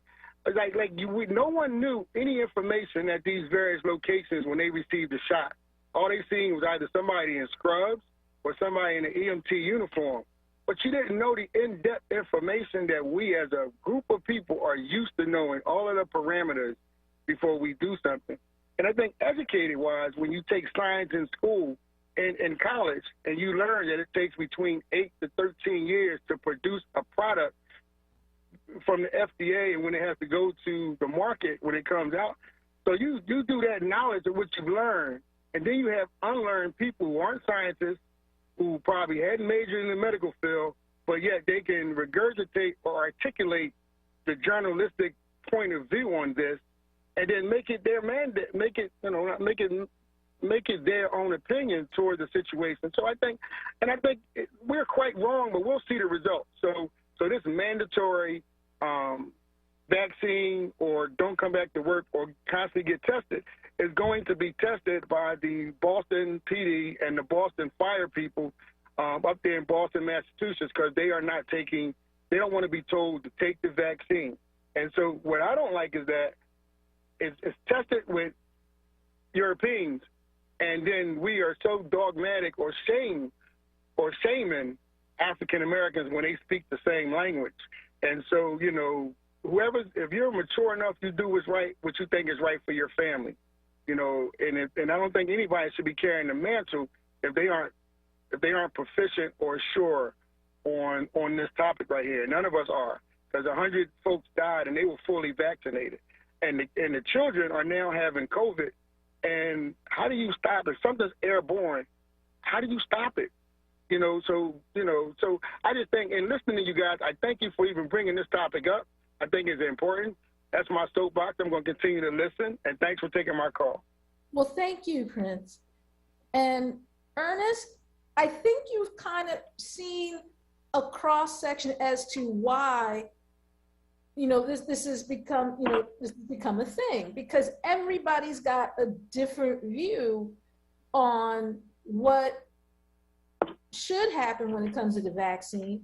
And not all of them are based on things that are necessarily true.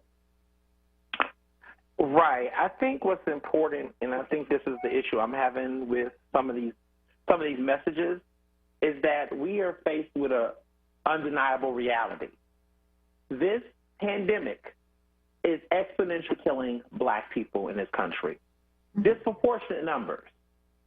And there's been a lot of mass conspiracy. There's been a lot of conspiracy theories about when we were dying at higher numbers.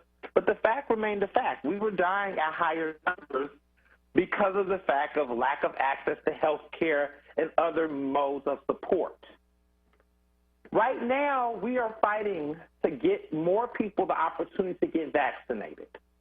The enemy that is stopping us from getting those numbers down and reducing the number of deaths that we've seen in our community is our own people, when they continue to perpetuate propaganda, websites, right, that man gave earlier, which I actually looked at. It's a far-right website that's actually being pushed by a lot of white conservatives who really want to spread this misinformation. But they are planning that in our community, and it's weird. Why is it that if you want to talk conspiracy theories, right, or just specific racism, why is it that the most vulnerable people that are dying from the pandemic, right, are also the lowest interested in getting vaccinated? Why is it that the people who are dying the least from COVID are people who are also getting vaccinated at higher rates?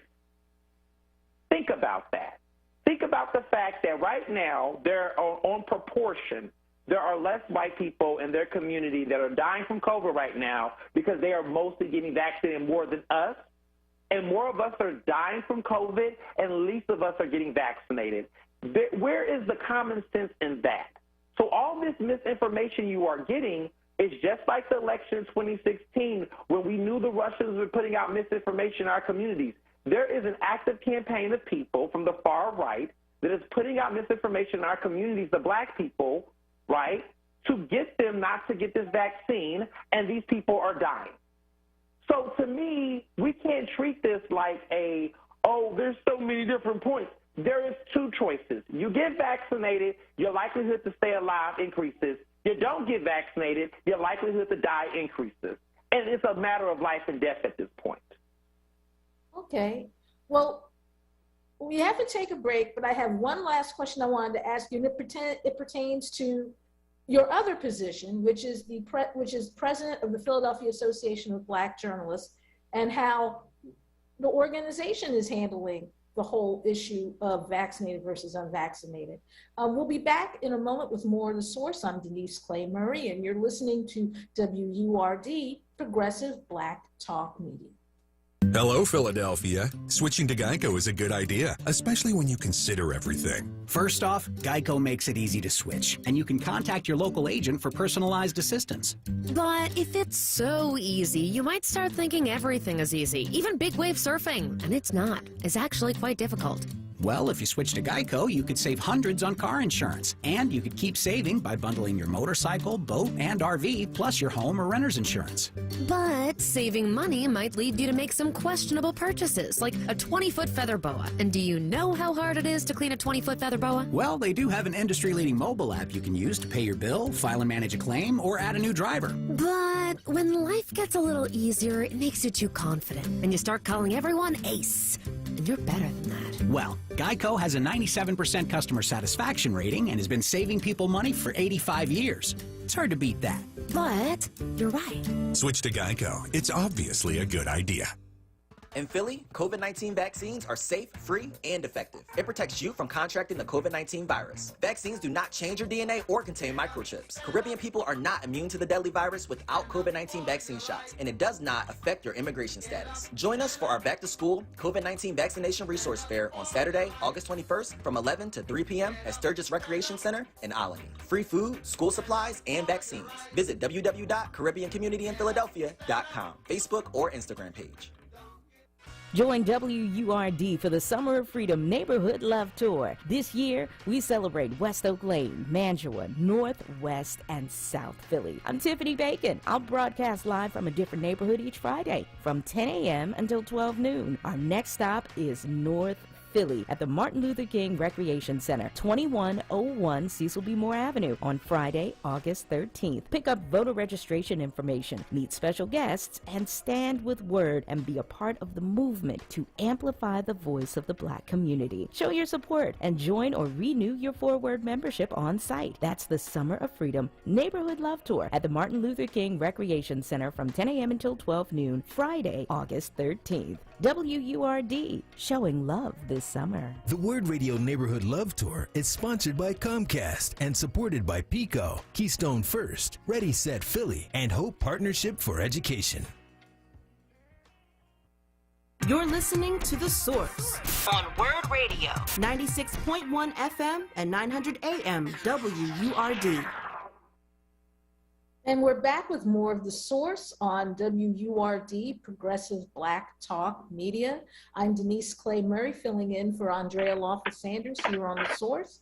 And we have Mohammed from West Philly on line one. Hi, Mohammed. Thank you for joining us on The Source. Mohammed? Mohammed? Well, I guess he's no longer with us. So Ernest, we also have Ernest Owens, editor-at-large at Philadelphia Magazine, who has been talking with us about the column he wrote regarding whether or not you should be able to engage in all of the fun stuff that people want to engage in if you're not vaccinated. And you are also the president of the Philadelphia Association of Black Journalists, and it feels like we've been talking about media a lot on the program today, so I'm kind of glad you're here. One of the you made a couple of good points that are related to that. One, how people are getting information about the vaccine and what it does, and whether or not you're being mandated to have it or whatever, and also you have an organization that you are responsible for and making sure that, people can attend meetings safely and stuff. What is, PABJ, there is a vaccination requirement to be able to come to in-person meetings. Is that correct? Yes, it is. We, as a board, executive board, made that decision last week when we got more information about the increase of variants. We took a 6-month moratorium on in-person activities that started in my presidency from January 2021 to June. And, of course, we're on summer break right now, and our pool party is coming up in a couple of weeks, and our big old, reopening in-person meeting kicks off in September. And so we had a conversation like, look, these variants are increasing, and that poses a risk. What are we going to do? Because I don't want to go back in the house. I don't want us to keep doing meetings on Zoom. I don't want to close things down.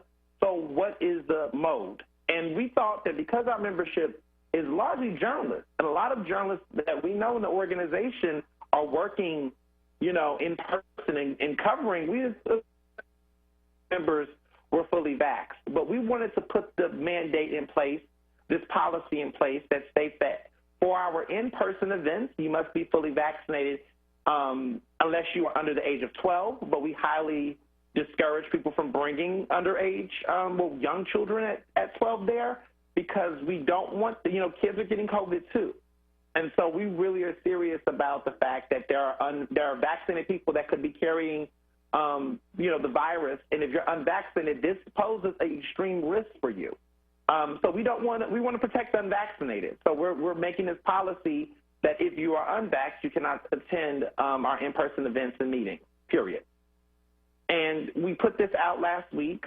Our members are cool. And we're also requiring a proof of vaccination. So people who meet us at a meeting, at an event, if they're a member, they have to show us their vax card, show us proof of vaccination. After that, they're going to be put in the system. We'll have them labeled as vax, so they will never have to bring their card again. They'll just have to bring it that one time. And after that, we'll have them in the system. And then any new guests or people who are attending our events will also have to confirm as well. So that's what we're doing. And we believe that this is our way of sending a message loud and clear that Black Lives Matter in our organization and that we really take their safety seriously. You can't be an organization of Black journalists covering this pandemic, looking at the disproportionate impacts and not acting accordingly. We're doing this because we want to preserve and protect as many Black people in our organization as possible, and also let people know that this is an organization that believes science. This is an organization that respects protocols and health policies, and that we actually take this pandemic seriously. And that's what our policy reflects. Okay, and Muhammad is back. He is on line 1 from West Philly. Thank you for joining us, Muhammad. Hey, thank you for taking my call, and I apologize about the delay. That's okay. I have a difference of opinion about the vaccine, and I'm just a little disappointed with, kind of like this mass hysteria around describing people who do not support the vaccine and refuse to take it as being a part of the right wing, or just, mindless people who are just subject to conspiracy. Now, I was reading in the Final Call newspaper a couple of weeks ago some statistics about people, data about people who receive the vaccine. A couple of them are that 82% of women who take the vaccine within 20 weeks of their pregnancy miscarry. Now investigate that data. I also read in that article, that young males who get the vaccine between the ages of 16 and 24 are reporting 25 times higher incidences of myocarditis, which is inflammation of the heart. There's some serious long-term health concerns that those of us in the community have about the safety and the efficacy of the vaccine that should not be dismissed as conspiracy or ignorance. Can I respond to that? Excuse me, well, I just have one question for Muhammad. In the article that you read in the Final Call, where did they get those statistics? It was from an interview with the very inventor of the mRNA technology that is featured in most of the major vaccines, Dr. Christopher Malone. He invented the mRNA technology, and he said that he warned the FDA about the spike protein and the tendency of it to migrate to other parts of the body, including the ovaries in women and testes in men, and they blew him off. So that was an interview with the inventor of the mRNA vaccine. Okay. Ernest, did you have something to say? Yes, I do. So I have covered, because I want to be as sensitive as possible, but I have to be honest. I've covered a lot of Black communities, different groups around COVID, hesitation. And one of the most disappointing things that have come is that there has been people like Minister Louis Farrakhan, because I know the Final Call publication is a part of the Nation of Islam, and he has put out a lot of misinformation about vaccines in general. He is a strong anti-vax person. During the swine flu, he also said the same rhetoric that he is saying around the COVID vaccine. He said the same thing with the swine flu. He put out information. This is a conspiracy theory. He said that the government was trying to control the population of Black people by trying to force them to get a swine flu vaccination, and that it would lead to mass control of the Black community. He highly did not recommend that vaccine and made the claim. He did the same thing last year, and I wrote a piece about it in the Daily Beast about Farrakhan and being anti-vax and his misinformation campaign, where he also used the Final Call, the publication, as a way to put, again, this information out there about the vaccine that was not true, with bad sources, with misinformation, and has said similar things. And so I know that that publication has put out literal conspiracy theories that have claimed, quote, that the vaccine is meant to control the Black population, kill Black people and decrease it, and that this is a way for the government to control the world. These are the same things he said during the swine flu, and we saw that that wasn't the case then, and that is not the case now. And my question to people that are reading the Final Call and Farrakhan is that my question to him is, when you see a pandemic where this many people in our community are dying, what is the solution? Because without vaccination, we are going to continue to die at disproportionate rates, and spreading information like this and creating fear-mongering does nothing for us. Okay, thank you, Muhammad, for taking time out to give us a call. Thank you. Like I said, that seems to be where we're at in terms of the vaccine. I mean, but when you were talking about having proof of a vaccine card that people would have to bring to PABJ events, I thought about a story I saw in the Washington Post this morning, where people are paying as much as $450 for vaccination cards without being vaccinated, yet the vaccine is free, but they're willing to pay $450 for a vaccination card to keep from having to get one. Right. So here's the thing about that. There's several things to consider. First of all, let's just put this out there. I think that there will be stronger verification technology in place, like fake passports and stuff. I do believe that's going to come. I also would like to also add that the consequences for someone who gets caught doing this or administering this is very severe, and trust and believe that there are going to be people who are going to find these people, right? Like whoever, like the risk right now for someone who is doing this is, you don't think the government does not have agents that will track these people down who are selling this on the internet and doing these things? Trust and believe the penalty for people who are buying it and people that are especially selling it and creating it is going to be heavy. So I just would say anyone who's out here trying to do that, they're done. The second thing is that karma is real. And so to the person that's unvaccinated that wants to buy a fake vaccination card and do all that madness, the reality is that here's my thoughts about it, Denise, to be honest. I don't care. Because here's the thing, I'm fully vaxxed. And if that person ends up getting COVID at an event or they put their lives at risk, that's on them at that point. It really really is. You can only care for a person so much. But if a person decides to do something like that and try to do it, then they're really putting themselves at risk. And at the end of the day, what happens to them will be their consequence. I can't tell you how many people I know who have gotten COVID because they tried to be buck wild. They tried to prove a point, and the point didn't fail. I had a friend who basically was like, if I get COVID, I'll survive and I'll be all right. It is what it is. Well, they got long COVID. And if you've been reading about long COVID, the symptoms continue to exist even after they've been tested negative. And so this person is dealing with tasting and smelling issues even after having a negative test after they had their COVID, situation. So you can play around with this and go find out. And so my thoughts about it is that there's always going to be scammers. There's always going to be people that's going to do it. I will say this, though.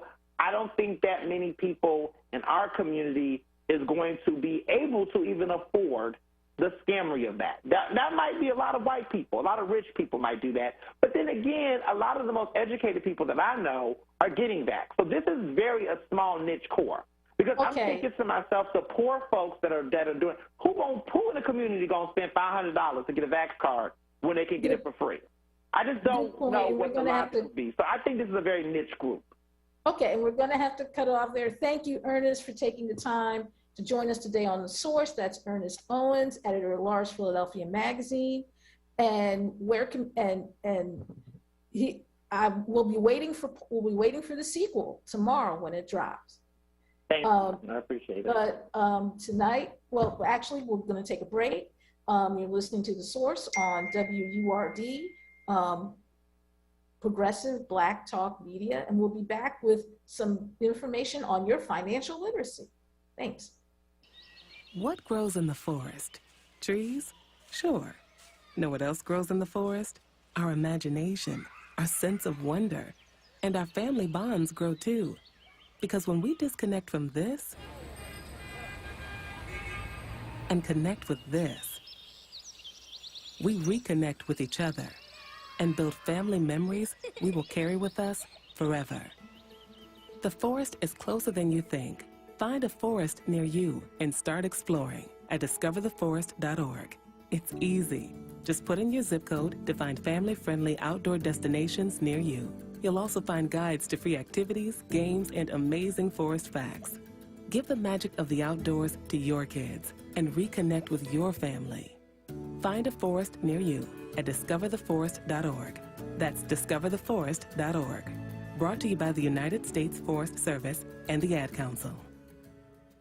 Stand with WURD Radio, the only black-owned talk radio station in Pennsylvania. Did you know you can join the 4WURD movement and amplify voices of the black community as a digital member for as low as $5 per month? Visit membership at wordradio.com or call 215-425-7875. We need you. Show your support. Start or renew your 4WURD membership today. Financial Literacy on WURD is brought to you by WSFS Bank. When you bank with WSFS, your money stays right here, helping the communities where you live and work. WSFS Bank. We stand for service. This is WURD Radio, 96.1 FM and 900 AM WURD Philadelphia. Streaming live on wordradio.com, the WURD Radio app, or watch live on WURD TV via Facebook and YouTube. WURD Radio, independent black media.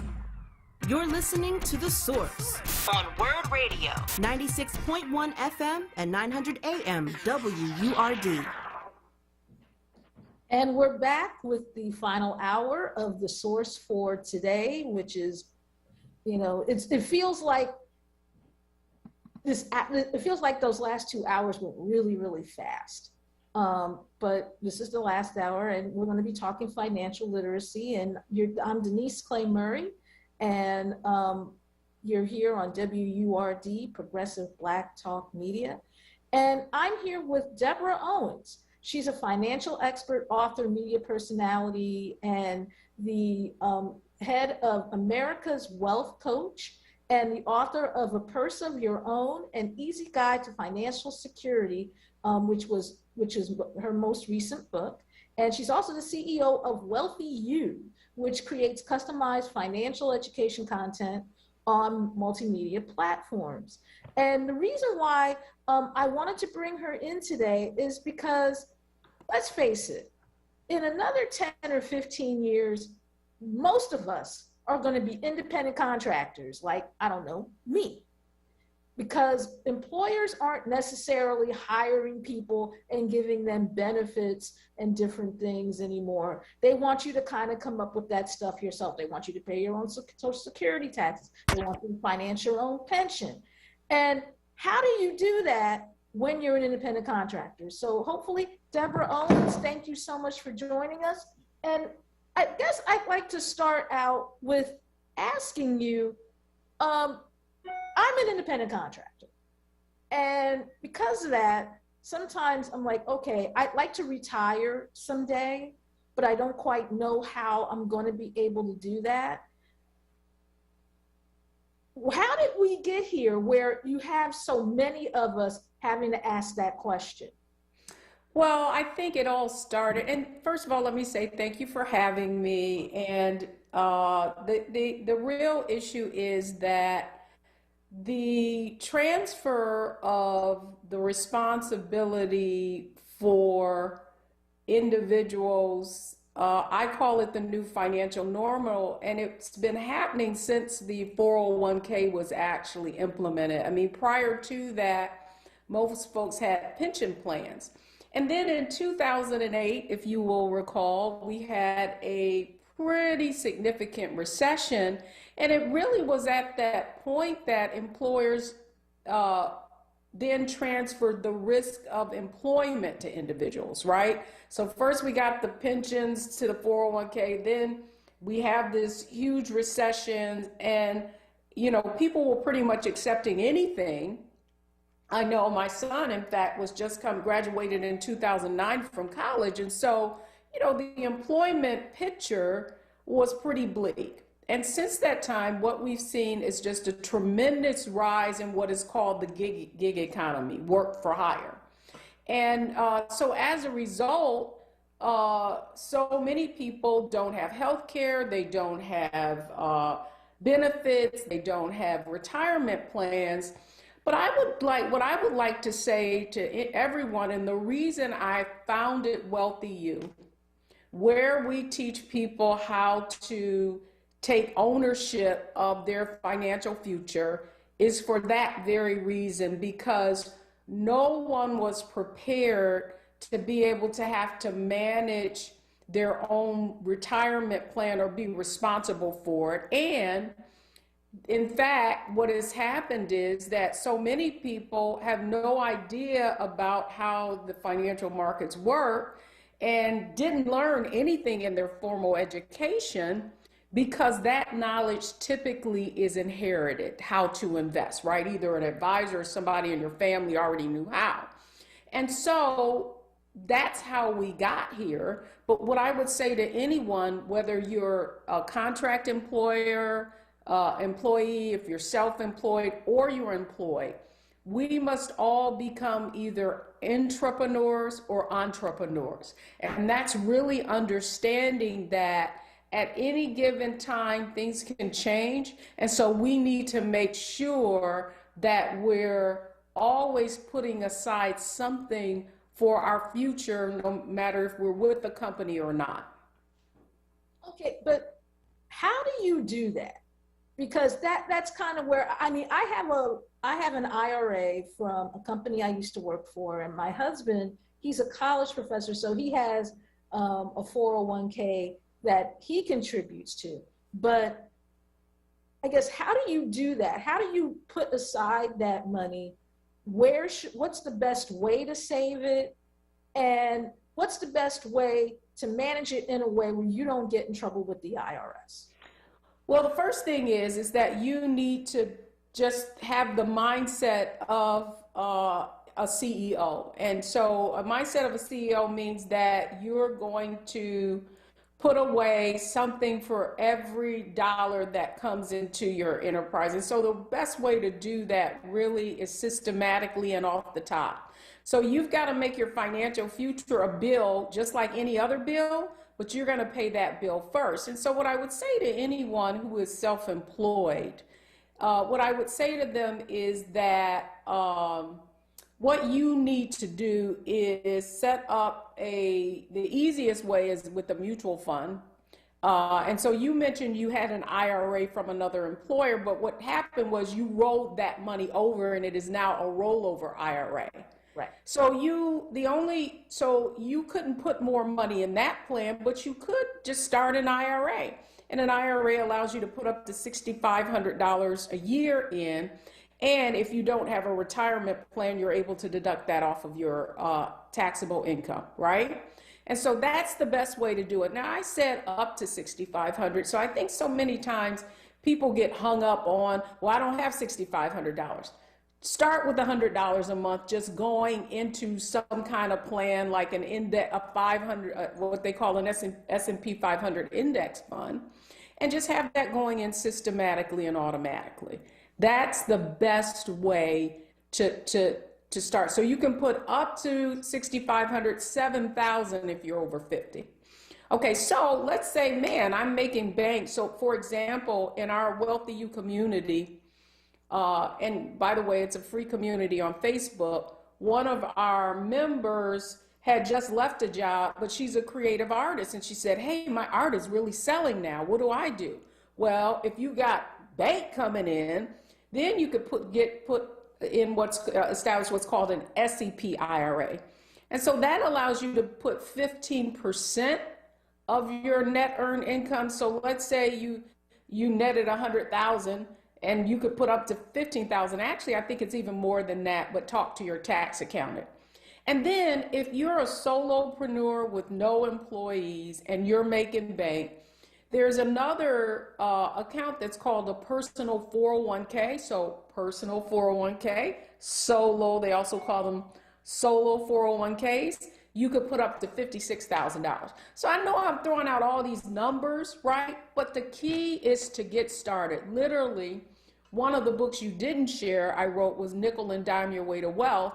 And that's the true story of a parking attendant. Well, he actually was employed by a bank, never made more than $12 an hour, and now has $1 million portfolio. It took him 20 years to do it, but the point is that if you understand the fundamentals of investing, it's just getting started. But how do you get started? Because you have a lot of us, and I guess this is something I probably feels like a confession. I have the Cash App, and the Cash App allows you to buy stocks. And I was putting like $10 worth of stock here, $10 worth of stock there. And the last time I looked, I had invested like $50 and I had over $100 in stock, based on that. But that doesn't sound like a good long-term strategy. No, and it's interesting. What I do love about apps like Cash Apps, Robinhood, Stash is they've really made investing more accessible, and that anyone can invest in stocks, right? However, for a little amount, okay? But for most people, that probably isn't a good long-term strategy because the other thing you need is diversification. And so the first thing you need to do is get a basic understanding about how the financial markets and how they work. And so typically, if you don't have that understanding, that's why you need to go into a mutual fund, because that gives you a professional money manager and you're diversified, right? So rather than just investing in a couple of stocks, you'd have 500 different stocks that you're investing in.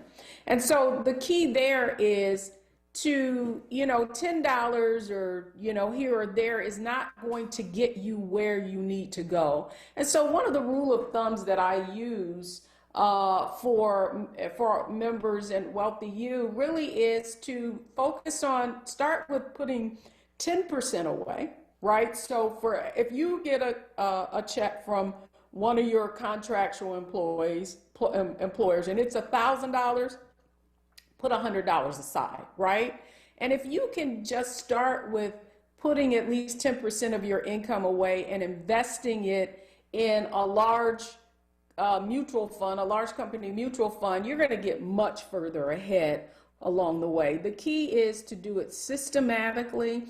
So it's not about trying to come up with a lump sum of money. If you start with something like $50 a month, then you move to $100 a month, then you move to $200 a month. That's really how you systematically grow enough money so that you'll have that at retirement.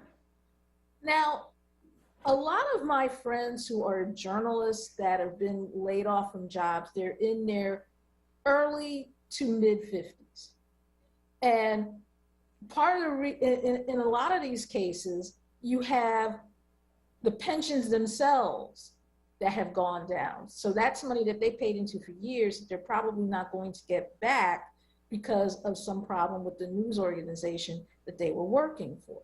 Well, typically though, let me just clarify that, right? So if you've been working for a company and you were vested in a pension, what they'll have to do is, let's say if they went into some kind of reorganization, bankruptcy, that sort of thing, they really are, that money is yours, and that pension is guaranteed by the Pension Benefit Guaranty Incorporation. And so typically what's going to happen is they're going to give you the cash value of whatever that retirement benefit is, and then it's going to be up to you to invest it. So the key is that many people don't reinvest it in the rollover IRA like you did, right? They take that money and live out off of it. And if you do that, if you get a distribution from a prior employer and you don't reinvest it or roll it over into what's called a rollover IRA, then you're going to get taxed at the current income. And if you're under 50, if you're under 59 and a half, you're going to get penalized another 10%. So that's a very costly mistake. You could end up, you know, let's say you got $100,000, you could end up $30,000 in taxes and benefits. So what I tell people is, yeah, your future is going to be uncertain, but it's better for you to roll that money over in its entirety and then take little bits out at a time. You know, one other point I want to make too is I think the biggest challenge for so many people around investing for retirement or investing is that lack of knowledge. And so I really want to encourage people to learn the foundation, and the key is just to get started. You know, we have a community that's free in Facebook. You can just search for us, the Wealthy You community. And every week we're sharing information on how you can learn how to invest and how the stock market works. So I want to invite people to do that. And also, they can just go, we have free workshops. So we have a free workshop available right now that folks can go to. They can just go to wealthyuworkshop.com, wealthyuworkshop.com. It's a 3-part series. And you'll really see, understand if you're on track, you know, to actually be able to retire and not, you know, be a greeter at a superstore, at a supermarket. But what you'll also see is other people who, just like you, were able to learn how the financial markets work and really build an investment portfolio. And it doesn't, some people start it, the earlier you get started, certainly the better.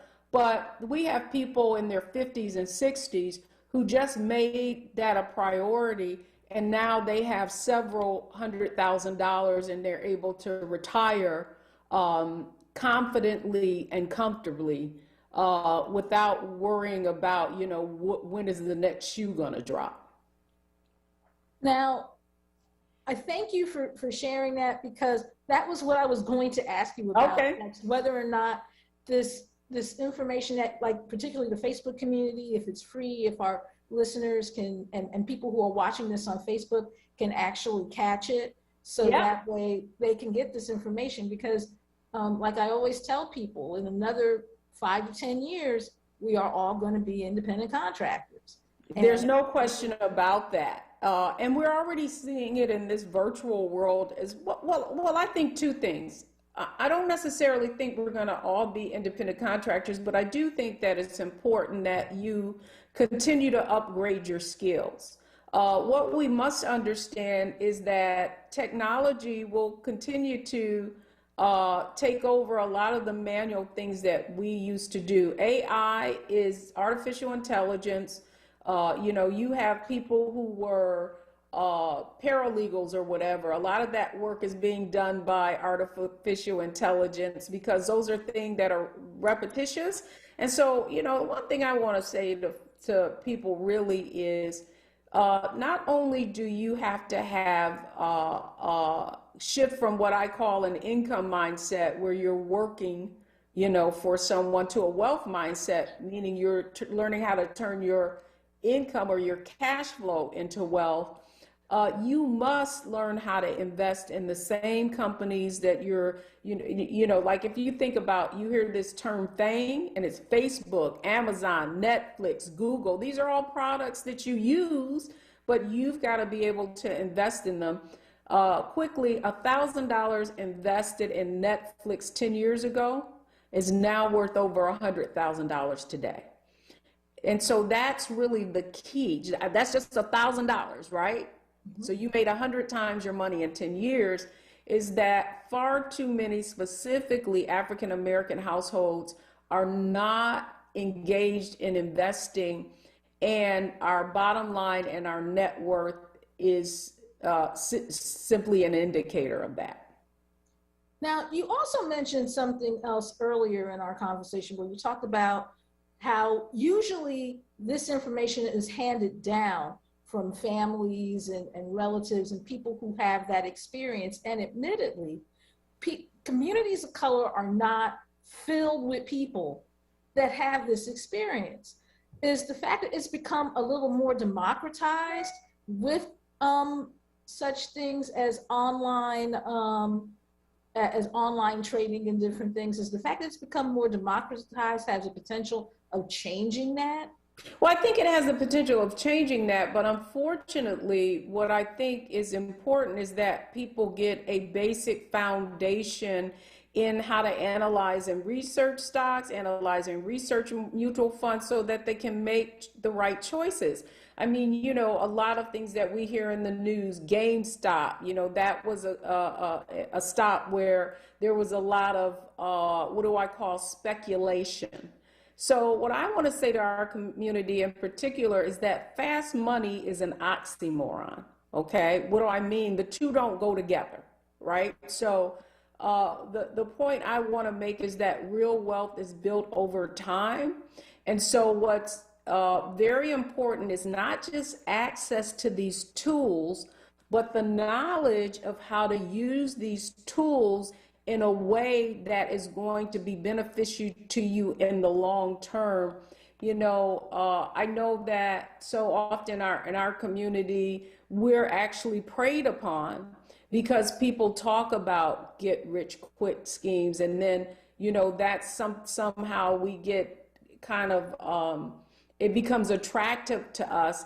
And then when we take that kind of risk and we lose our money, then we don't want to invest in anything. And we're more concerned with not losing than gaining. And what we've seen in the Wealthy You community is that when people get the foundational knowledge that they need to learn how to analyze and take what I call calculated risk, that their confidence grows and they're able to then transfer that knowledge to their children, their family. And that's really one of our goals, to help 1 million folks in our community get to $1 million in net worth so that they can then transfer that knowledge to their children. And now there will never be a generation that would not have been exposed to the investment world, because now we'll be paying that knowledge for generations to come.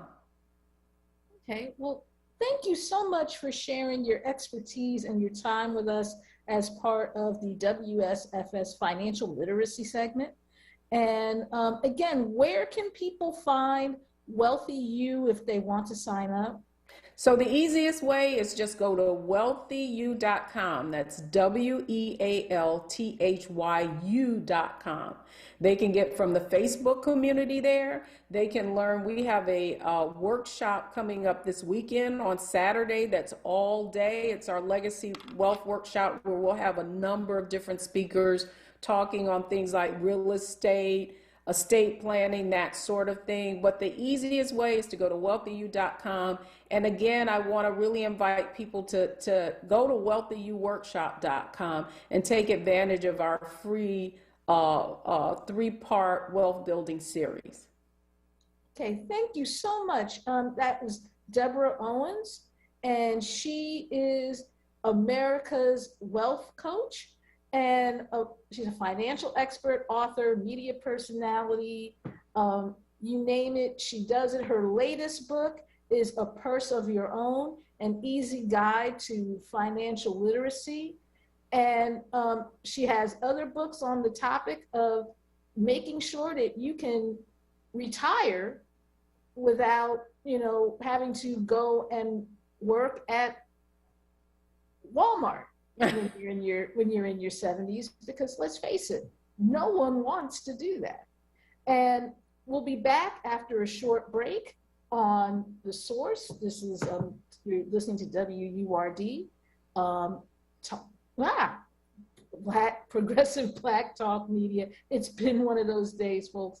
Hopefully we'll get it together a little better tomorrow, but we'll be back right after this. Financial Literacy on WURD is brought to you by WSFS Bank. For more information on boosting your financial know-how, visit the Knowledge Center at WSFSbank.com. WSFS Bank, we stand for service. They're back! Everyone's ready. Platinum Shows presents the Dell Music Center Summer Series. Sunday, August 1st, it's Jeffrey Osborne. On the wings of love. Peebo Bryson. I'm so into you. And Regina Bell. Sunday, August 15th, it's the Basement Party with Big Daddy Kane. Baby Cool Mo D. EPMD, Nice and Smooth. The Sugar Hill Gang with the Furious Five featuring Grandmaster Melly Mel and Scorpio. Roxanne Shante. And Tough Crew. Big Sunday, September 5th, Labor Day weekend, it's the Party in the Park with the Whispers. Stephanie Mills.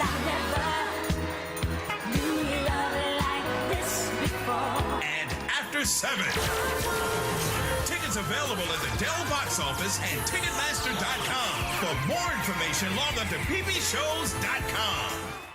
Family Therapy Vignette Moments with Dr. Lucille Ijoy. Pandemic COVID-19. Now, ladies and gentlemen, this is a serious time.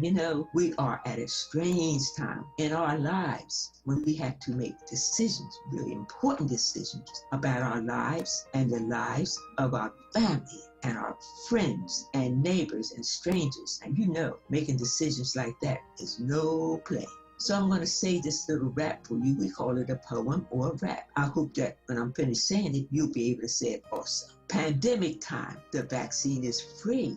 Get your vaccination as quick as can be. The Delta variant may be a new concern. Be willing to take time. Be willing to learn. And I'm going to tell you something. We all better be willing to learn, and we all better be willing and ready to take that vaccine. This is no playtime. And I would say from the bottom of my heart, amen, amen, and amen.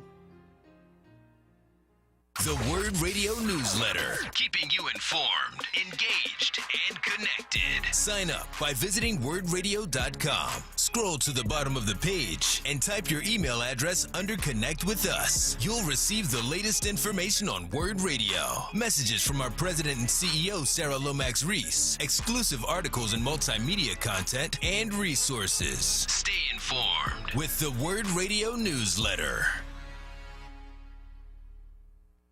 You're listening to The Source on WURD Radio, 96.1 FM and 900 AM WURD.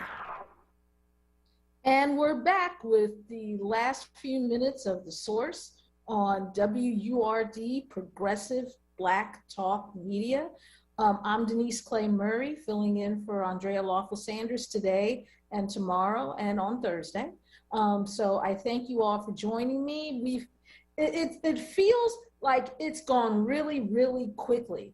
It feels like it was just 1 o'clock, a few minutes ago, and yet it's almost 3:30 here on the station. And I thank you all who've taken the time to join us and call in and participate on Facebook and just to be here to listen to today's show.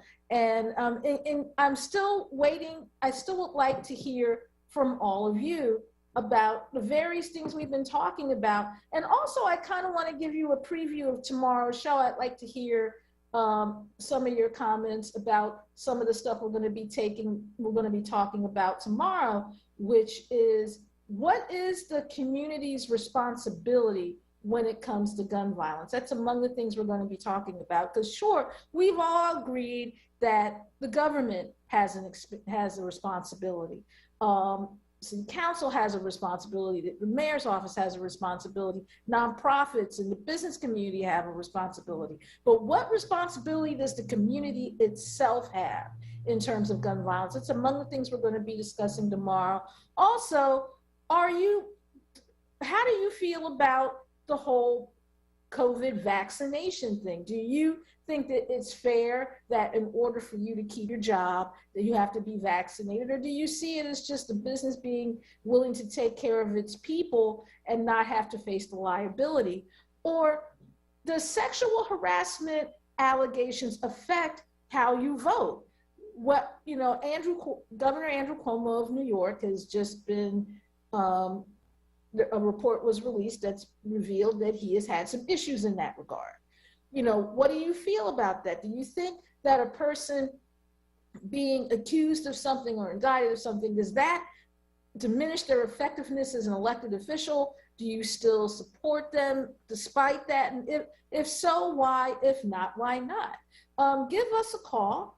The numbers here are, and for some reason, okay. The numbers here are 215-634-8065 if you're here in the Philadelphia area and it's not a toll call for you. Or you can even go toll free if you're calling from anywhere in the known universe at 866-361-0900. And those are your call-in numbers. And we actually have a call, and it's George from Center City on line 1, and believe it or not, I'm not surprised about this. Well, you're right. Why would you be surprised? Yes, because I did something that I don't normally do. I listened to your whole show, except when you had your show without a million guests. You had some pretty good guests, except 1 or 2. We didn't even go, but I didn't call you about your guests. I called you about 2 things. One, I think that if you don't take the COVID and you're working, they should get rid of you, period, point blank, especially if you're dealing with the public. I mean, this is not something to play with. If you don't have it, then you're taking the spread it to somebody. It's just crazy, Second thing is, Denise, I honestly, truly believe that Cuomo should resign, and I'm with him 1,000%. I don't know if he did it or he didn't do it, but the second thing is they stood around long enough to get that ching-chang. They kept getting them checks. They didn't give up the job. They didn't say nothing. And the third thing was that we have a person here that was accused of all same types of accusations with all these women, and every last one of them withdrew with prejudice. Now, you mean to tell me, look at Al Franken, all these people who resigned, only Democrats, resigned and then find out that the accusations ain't true. Look at Jewel Williams. They said all that garbage about Jewel and come to find out that none of it was true. Not one single evidence that it was true. They all withdrew. So, I mean, besides they go around putting out these political hit squads out on them, and they always stand up there, oh, well, he did this. No. Prove it that he did it. And I just believe in due process. And Jewel, he said it just like Cuomo said it. I didn't do it. It ain't true. And come to find out that the women said it wasn't true. Under oath, they made a statement signed and said that it wasn't true. It didn't happen the way that they said it happened. So you tell me, who are we supposed to believe? I mean, point blank. I mean, Where I have the question is, how do you disprove sexual harassment when the person who is making the accusation is going by how they felt the interaction with the person who is their superior in most cases has been conducting themselves? Now they reporting it. But they didn't report it before. They could have went on and reported it. They could have said something, but no. It's just like these crazy people talk about the Me Too. Most of those cases there were thrown out with prejudice. I mean, so where do we get off? Just like they talk about the thing about Black Lives Matter. All those black women who started Black Lives Matter, who at the end of the day ended up making big corporations, NASCAR, National Hot Rod Association, Mopar, Goodyear, BF, Michelin, all these major companies have a Black Lives Matter chapter. So therefore, people start these big rumor mills and get a big movement going, and the only people make out like a bandit is white folks. And I'm with Cuomo 1,000% until they come up with something better than them just saying that he did it. I mean, listen, if I was Cuomo, I would say, yeah, I had sex with him, I'm single, and that's that. Now, so what? We had sex. Now, why are they saying that it was inappropriate, but we didn't have sex once? We had it like several times. I bet you when it all comes out that he had sex with him. You watch. Just like the rest of them, when them lawyers get to grilling them and they get up there, they all choke. They all start telling the truth. They break down. Oh, it was this and that. You watch, Denise. But you have learned these women always disappoint you because you are one of their biggest fans. You try to like balance it out, but it's hard. You try to give them the benefit of the doubt, but they always disappoint you. Okay. Right or wrong, Denise? Right or wrong? Am I right or wrong? Prove George right. Prove George right. Say George is right. It hurts, but say George is right. I'm not going to say George is right, but I am going to say I was totally expecting this call, and I thank you for calling in. God always blesses you with a vision, and usually is right. He has proven to you, don't believe those women. They're lying. They're lying. Okay. Have a good one, Denise. When you be back on? You too. When you be back on? Huh? When you be back on the air? Tomorrow. Thank God. We'll talk about your dancing police commissioner tomorrow. She was at the Dell rocking it, with the rap concert. Did you see that? No, I didn't. Crimes going on, and she out there doing the line dance and all that crazy stuff all over the city. You didn't see that on YouTube? No, I missed that. Oh, come on. Oh, that's right. She's a woman. You couldn't see it. You're right. Oh. I'll make sure you see it tomorrow, though. Have a good one, George. Bye, dear. And next we have Maurice from Southwest on line 2. How you doing? I'm good. How are you?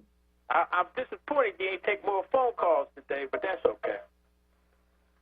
Well, I can only take the phone calls I get.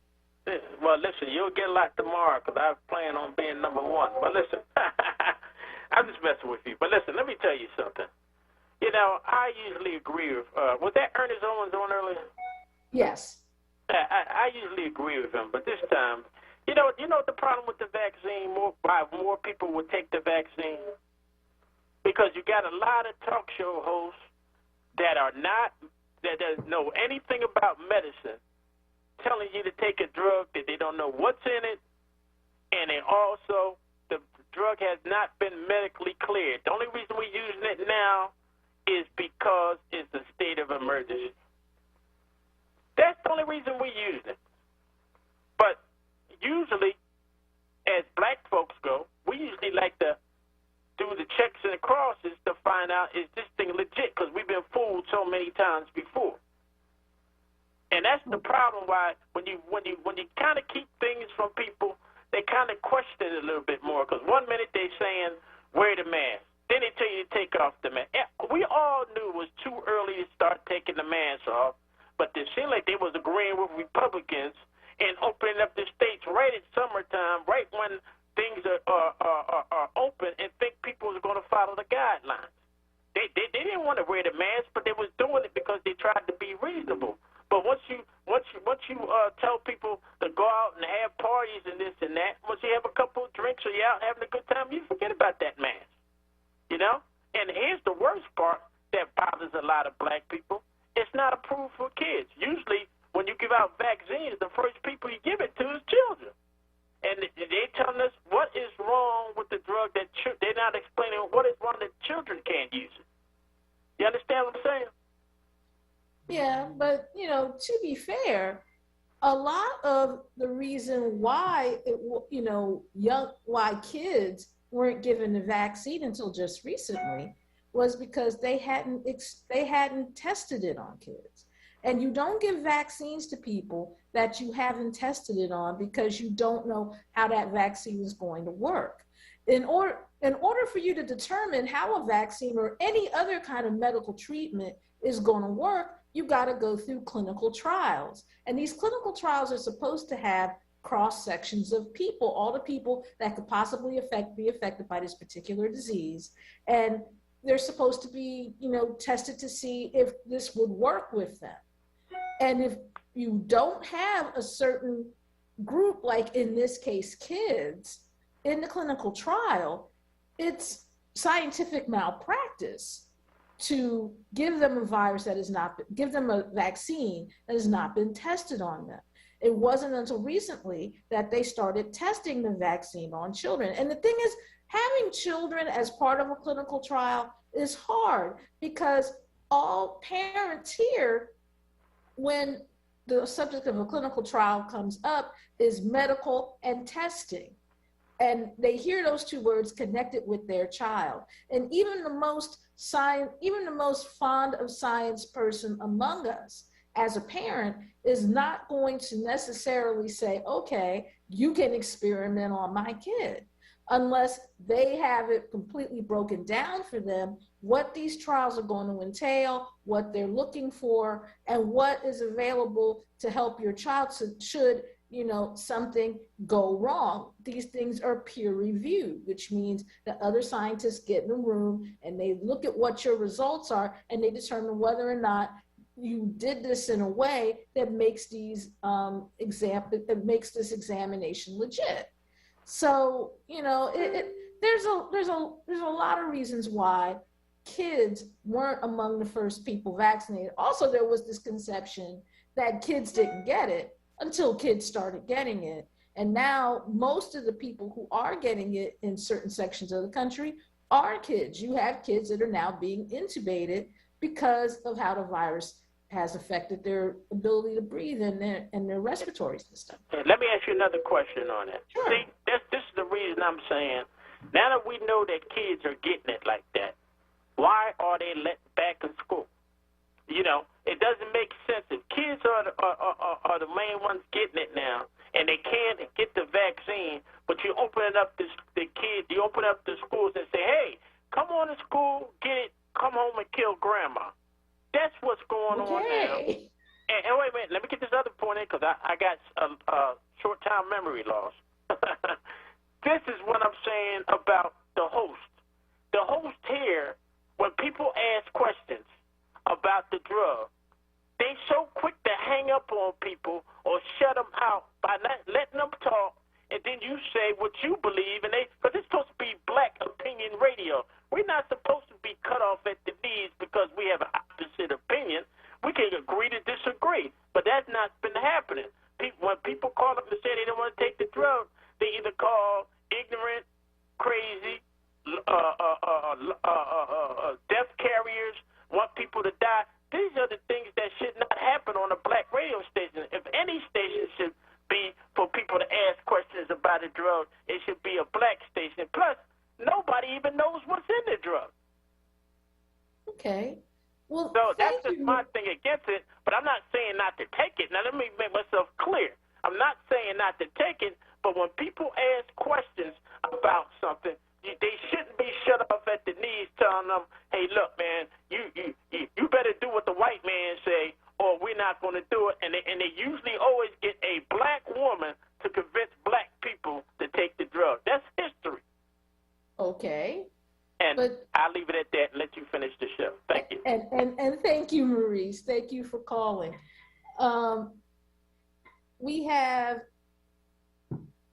We're going to take a short break because I see we have some other callers, and I'm glad you're all calling in.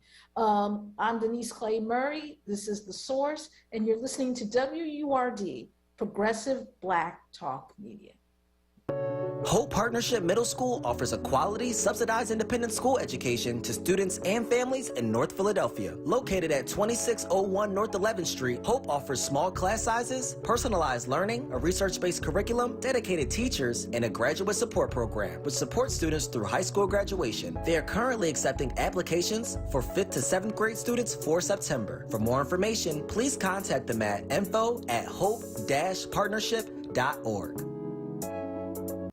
Join the African American Chamber of Commerce for their signature Building Back Black initiative, a national convening of mayors on Wednesday, August 11th at 9 a.m. This is a free online event featuring mayors from across the country, moderated by 6ABC Action News anchor Shari Williams and hosted by the African American Chamber of Commerce President Regina A. Hairston. This town hall reflects on the current state of black businesses in these cities with highly dense African American populations. Additionally, local Philadelphia thought leaders are featured in the special, providing local insight and perspective. This is a free online event hosted in partnership with WURD Radio's Livelihood Initiative. Visit mayorsconvening2021.eventbrite.com to register today. My mother was always very active and independent, and she was familiar with her neighborhood. But one day, she stopped at the stop sign for much longer than usual. She wasn't even really sure where she was at. It's important for you to talk to someone about it. I felt so much better after my son told me, Mom, we'll figure it out. When something feels different, it could be Alzheimer's. Now is the time to talk. Visit alz.org/ourstories to learn more. A message from the Alzheimer's Association and the Ad Council. Are you looking to hire diverse talent? WURD has got you covered. We just launched a brand new job portal to help connect you with diverse talent in Philadelphia and beyond. If you would like to have your jobs featured on our job portal, give us a call at 215-425-7875 or send us an email at sales@wordradio.com. Check out the job portal today on our livelihood website at wordworks.com. That's WURDworks.com and click jobs. You're listening to The Source on WURD Radio, 96.1 FM and 900 AM WURD. And we're back with more of The Source. My name's Denise Clay Murray, and you're listening to me on WURD, Progressive Black Talk Media. And we have Nick from Overbrook calling in. Thanks for joining us, Nick. Welcome to The Source. Yes, good afternoon, Ms. Clay. How you doing today? I'm good. How are you? I'm okay. I just want to share my experience with you right fast. I had the vaccine from my primary back in March. And the first dose, it was, took me down, tired, So I had to go back to the second dose. The second dose, I didn't know it was more potent than the first dose. And so I go back to this guy, and he tells me that the second dose is more important. Long story short, I lost my appetite, and they told me in September, he said it would be wearing out. This way he's talking about this booster shot. But anyway, I just got my appetite back. All I had to taste was like maybe tuna fish chicken noodle soup.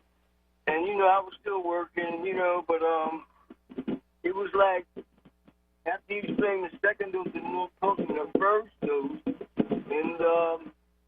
it's like, I know it affects everybody differently, but it's nothing like, to the taste out. I spoke with my daughter today. I kind of felt the same way, the first one. But it's like, I'm reluctant to get this, and contemplating, I think, on this booster shot because I lost about 10 pounds, and there was no explanation when I went back to discuss the second dose. So I think that Curtis Mayfield, he said what that song is, Hell Below, We All Gotta Go, Reggie Bryant's playing, the hunt is on, and we to pray. But I just want to thank you for taking my call today. Okay. Well, thank you. Thank you, Nick, for calling in. Next, we have Brother X from the Windy City, Chicago, on line 3. Thank you for joining us, Brother X. Thank you for being there. Sister Murray, I want to tell you, your hair is beautiful. I love your hair. And I want you to know you are one beautiful African queen, and your cheeks are like 2 pyramids going into the sky. Much love and respect, and don't change. Much love. Thank you. Thank you. Thank you. Next, we have Michael from Abington, and he's on line 2. Thank you for joining us on The Source. Hi, how are you? I'm good. I wanted to make a medical point. A lot of people I've heard, and people calling in, say the same thing. They say, we don't understand what we're putting in our body. Okay, in one sense, they don't really mean that, because they're never going to understand it unless they go through medical school and get their doctorate and then possibly specialize in virology. I can tell all your listeners, you will not understand it, ever. So if that's the basis, the real basis for not getting the shot, you're never getting the shot. But to be honest, you probably don't understand how aspirin is made, or Advil, or pretty much anything that deals with medical science today. So it's a spurious argument. It's actually no argument at all. The truth is, this vaccine has its faults like any vaccine, but it is the safest vaccine in the history of mankind. And we're over 800 million doses. If you want the real information, I ask you, call the hospitals. You have the power. You're on the radio. Call the hospitals, get the doctors at Jefferson, Temple, UFP to tell you, and CHOP. I was with some people from CHOP yesterday. See what's going on. It's not good. If you get the vaccine, your chances of ending up in the hospital are really slim to none. If you get COVID, your chances are good. This Delta strain is something else.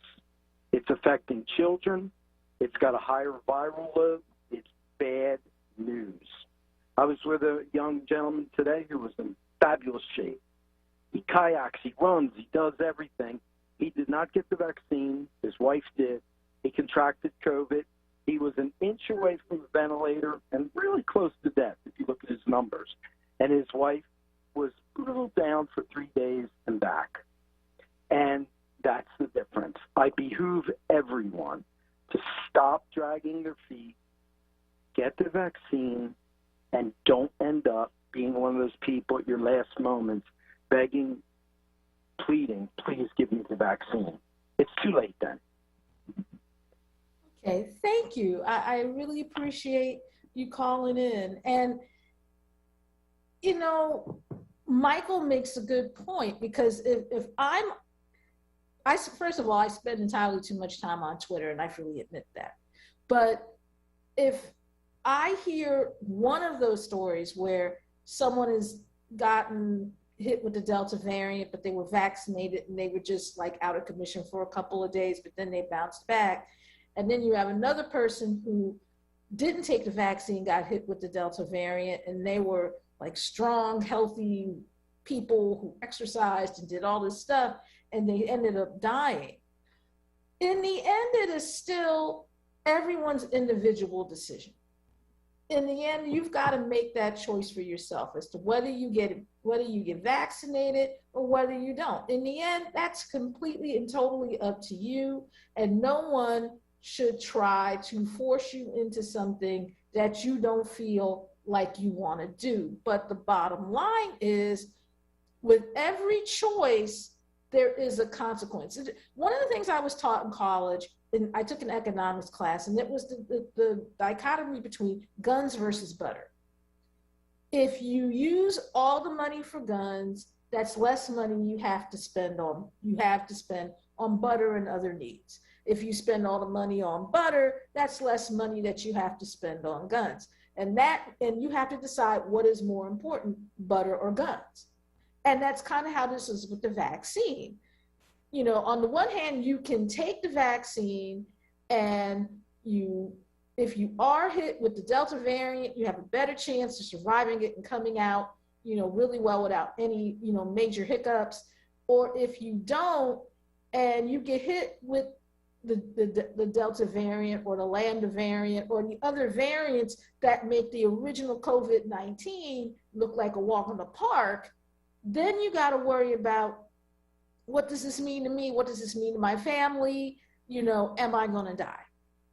And usually when you are intubated, and I've heard this, you know, from more than a few medical professionals who have been, you know, dealing with the coronavirus, once they have to intubate you, that is pretty much, you know, you need to get your affairs in order, because that's pretty much it. You are more than likely, unless something unless, you know, the medication that they're giving you really starts to kick in, or your antibodies, you know, really start to, you know, gin up a fight, you are probably going to die. And the thing is, you have to ask yourself, what's more important? Is it more important to be right, or to think you're right? Or is it more important to do, you know, what everyone around you is telling you is the best, you know, cause of action for you to survive this? And let's face it, you know, we are back at a point in the United States where 100,000 people a day are testing positive for COVID-19, which I guess now we're closer to COVID 2021 or whatever, because the Delta variant was discovered in 2021, and the reason why COVID-19 was called COVID-19 was because that's when it was discovered. And it is on that cheery note that I will, you know, begin signing off for today's version of The Source. I thank you all for taking, you know, the time to to listen to today's show. I want to thank my guests, Jamila Bey, independent journalist and radio talk show host, and Ernest Owens, editor-at-large at Philadelphia Magazine and president of the Philadelphia Association of Black Journalists, Deborah Owens, America's Wealth advisor, who's hopefully you will all go to Wealthy You, her website, and get signed up to check out her program to help you be able to retire, you know, smoothly without having to worry about how am I going to pay for this. And most importantly, I would like to thank all of the callers who called in today. The reason why this show went so quickly was because I didn't have to do it alone. I had people to talk to, and that included all of you, and I really appreciate that. On tomorrow's show, we're going to talk about what is the community's responsibility when it comes to gun violence. We know what we want from our government. We know what we want from nonprofits. What agency do we have as a community in order to bring down what's becoming a plague of its own, a pandemic of its own, and has been for a while now. Again, I thank you for joining me today. I'm Denise Clay Murray. We'll be back tomorrow with more of The Source. I'll be filling in for Andrea Lawful Sanders again tomorrow, and I'll see you tomorrow at 1 o'clock right here on WURD, Progressive Black Talk Media. And until then, have a great night. And remember, the whole world is a circus. Don't you be the clown. Have a good day.